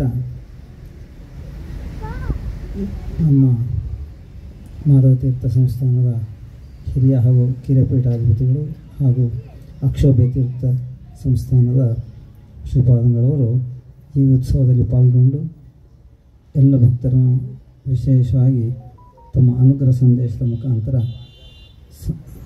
ಹರಿಸಿದ್ದಾರೆ. ಇಂತಹ ಸಂದರ್ಭ ಬಹಳ ಅಪರೂಪ. ಈ ಒಂದು ಪರ್ವಕಾಲದಲ್ಲಿ ನಾವೆಲ್ಲರೂ ಶ್ರೀಪಾದರಾಜರ ವಿಶೇಷ ಅನುಗ್ರಹ ಮತ್ತು ಅವರ ಸಾಧನೆಯನ್ನು ನಾವು ತಿಳ್ಕೊಳ್ಬೇಕಾದ ನಮ್ಮ ಕರ್ತವ್ಯ. ಅವರ ಸ್ವಾಮಿ ಹೇಳೋದು, ಇಲ್ಲಿ ಆರಾಧನೆಗೆ ಬರುವಾಗ ನಾವು ಒಂದು ಏನಾದರೂ ಕಲಿಬೇಕು, ಏನಾದರೂ ಒಂದು ನಮ್ಮಿಂದ ಒಂದು ಭಗವಂತನಿಗೆ ಸಮರ್ಪಣೆ ಮಾಡುವಂತಹ ಕೆಲಸ ಮಾಡಬೇಕು, ಅದು ಎಲ್ಲರಿಗೂ ಉಪಯೋಗ ಆಗುವಂಥದ್ದಾಗಬೇಕು ಅಂತ ಹೇಳುವಾಗ ಈ ಒಂದು ಆರಾಧನಾ ಮುಖ್ಯ ಉದ್ದೇಶ ನಮ್ಮ ಆಚಾರ್ಯರ ಸಿದ್ಧಾಂತದ ಪ್ರಚಾರ ಹಾಗೂ ಅದನ್ನು ಅನುಷ್ಠಾನ. ಇಂತಹ ಸುಸಂದರ್ಭದಲ್ಲಿ ಪ್ರತಿಯೊಬ್ಬರೂ ಎಲ್ಲ ಮಾಧವ ಪೀಠಾಧಿಪತಿಗಳು ಇಂತಹ ವೇದಿಕೆಯಲ್ಲಿ ಸೇರಿ ಪ್ರತಿಯೊಬ್ಬರಿಗೂ ಇದರ ಪ್ರಯೋಜನವನ್ನು ದೊರಕುವಂತೆ ಮಾಡೋದು ಆದ್ಯ ಕರ್ತವ್ಯ. ಇದು ಕೇವಲ ಶ್ರೀಪಾದರಾಜರ ಆರಾಧನೆ ಅಂತಲ್ಲ, ಎಲ್ಲ ಗುರುಗಳ ಆರಾಧನೆಯಲ್ಲೂ ಕೂಡ ಇದನ್ನು ವಿಶೇಷವಾಗಿ ಮಾಡಿ ಆಚಾರ್ಯ ಅನುಗ್ರಹಕ್ಕೆ ನಾವೆಲ್ಲ ಪಾತ್ರರಾಗಬೇಕು. ಇಂತಹ ಆಚಾರ್ಯ ಅನುಗ್ರಹವನ್ನು ವಿಶೇಷವಾಗಿ ಸಂಪಾದಿಸಿದಂತಹ ಶ್ರೀಪಾದರಾಜರ ಆರಾಧನೆಯಲ್ಲಿ ವಿಶಿಷ್ಟವಾಗಿ ಆಚರಿಸುವುದು ಕೂಡ ನಮ್ಮ ಕರ್ತವ್ಯ. ಇಂತಹ ಶ್ರೀಪಾದರಾಜರ ಆರಾಧನೆಯಲ್ಲಿ ಏನು ವೈಶಿಷ್ಟ್ಯ ಅಂದರೆ, ವ್ಯಾಸರಾಜರಂತಹ ಮಹನೀಯರನ್ನು ನಮ್ಮ ಜಗತ್ತಿಗೆ ಮತ್ತು ಪ್ರಪಂಚಕ್ಕೆ ನೀಡಿದಂತಹ ಮಹನೀಯರು ಶ್ರೀಪಾದರಾಜರು. ಅವರ ವಿದ್ಯೆ ಬಗ್ಗೆ ತಮಗೆಲ್ಲ ತಿಳಿದಿದೆ, ಎಲ್ಲರೂ ತಿಳಿಸಿದ್ದಾರೆ. ಅವರ ಪ್ರೌಢಿಮೆ, ಅವರ ಗ್ರಂಥಗಳ ಅಧ್ಯಯನ ಮತ್ತು ಅವರು ಹೆಚ್ಚಿನ ಗ್ರಂಥ ನಮಗೆ ಉಪಲಬ್ಧ ಇಲ್ಲದಿದ್ದರೂ ಕೂಡ ಕೇವಲ ವಾಗ್ವಜ್ರ ಅಂತ ಮಾತ್ರ ಹೇಳ್ತಾರೆ, ಅದು ಕೂಡ ಪೂರ್ತ ಉಪಲಬ್ಧ ಇಲ್ಲ ಅಂತ ಕೆಲವರ ವಾದ.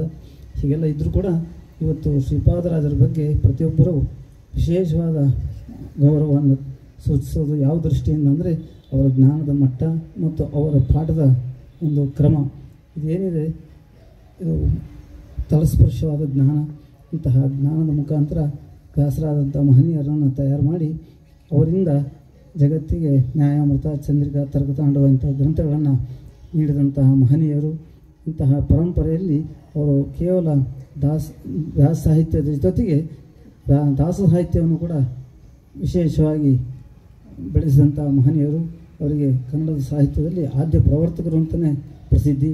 ಇಂತಹ ಶ್ರೀಪಾದರಾಜ ಕೃತಿಗಳಂತೂ ವಿಶೇಷವಾಗಿ ಪ್ರತಿಯೊಬ್ಬರು ಮನಃಪರಿವರ್ತನೆ ಮಾಡುವಂತಹ ಒಂದು ದೃಷ್ಟಿಯಲ್ಲಿ ಇದೆ.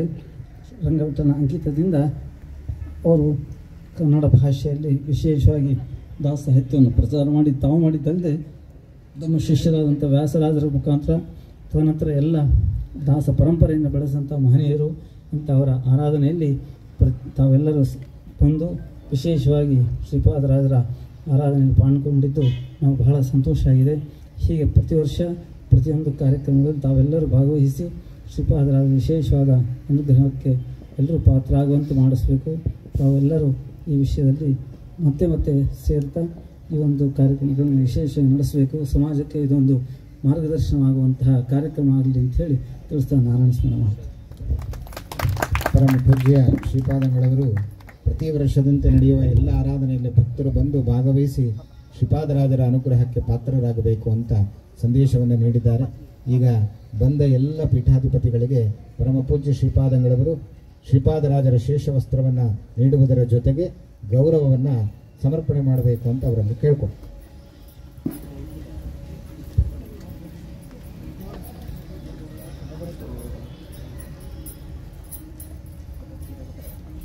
ಮಾಧವತೀರ್ಥ ಸಂಸ್ಥಾನದ ಪೂಜ್ಯ ಶ್ರೀಪಾದಂಗಳವರು ಶ್ರೀಪಾದರಾಜ ಮಠದ ಶ್ರೀಪಾದಂಗಳವರಿಗೆ ಮಾಧವತೀರ್ಥರ ಪ್ರಸಾದವನ್ನು ನೀಡಿ ಗೌರವವನ್ನು ಸಮರ್ಪಣೆ ಮಾಡಿ ಎಲ್ಲ ಕೊಡಬೇಕು. ದಯವಿಟ್ಟು ಹಿಂದಿನವರು ಕಾಣಿಸಿ.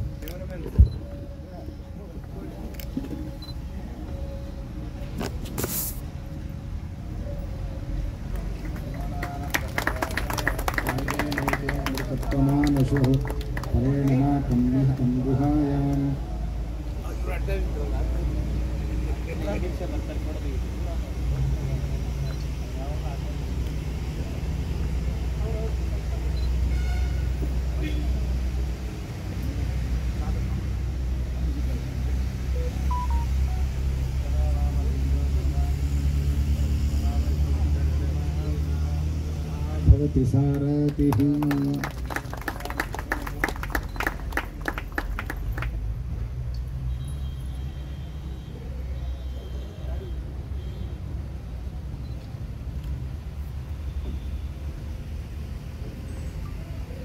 ಮಾಧವತೀರ್ಥ ಸಂಸ್ಥಾನದ ಪೀಠಾಧಿಪತಿಗಳಿಗೆ ಶ್ರೀಪಾದರಾಜರ ಪ್ರಸಾದವನ್ನು ನೀಡಿ ಗೌರವಿಸುತ್ತಾರೆ.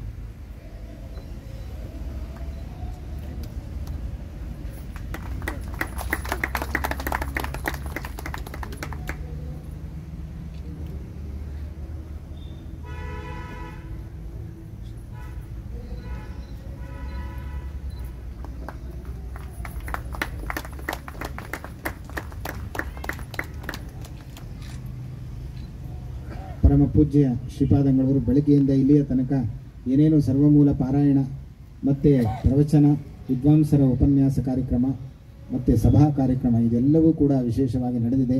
ಇದೆಲ್ಲವನ್ನೂ ಕೂಡ ಎಲ್ಲ ಶ್ರೀಪಾದಂಗಳವರು ಕೂಡ ಶ್ರೀಪಾದರಾಜರ ಅಂತರ್ಗತನಾದ ಮುಖ್ಯ ಪ್ರಾಣನ ಅಂತರ್ಗತನಾದ ಗೋಪಿನಾಥನ ಪಾದಗಳಲ್ಲಿ ಅರ್ಪಿಸಬೇಕು ಅಂತ ಕೇಳಿಕೊಂಡು ಇವತ್ತಿನ ಈ ಸಭೆಯನ್ನು ಪೂಜ್ಯ ಶ್ರೀಪಾದಂಗಳವರು ಸಮರ್ಪಣೆ ಮಾಡ್ತಾ ಇದ್ದಾರೆ. ಶ್ರೀಕೃಷ್ಣಾರ್ಪಣಮಸ್ತು. ಹರೇ ನಮಃ.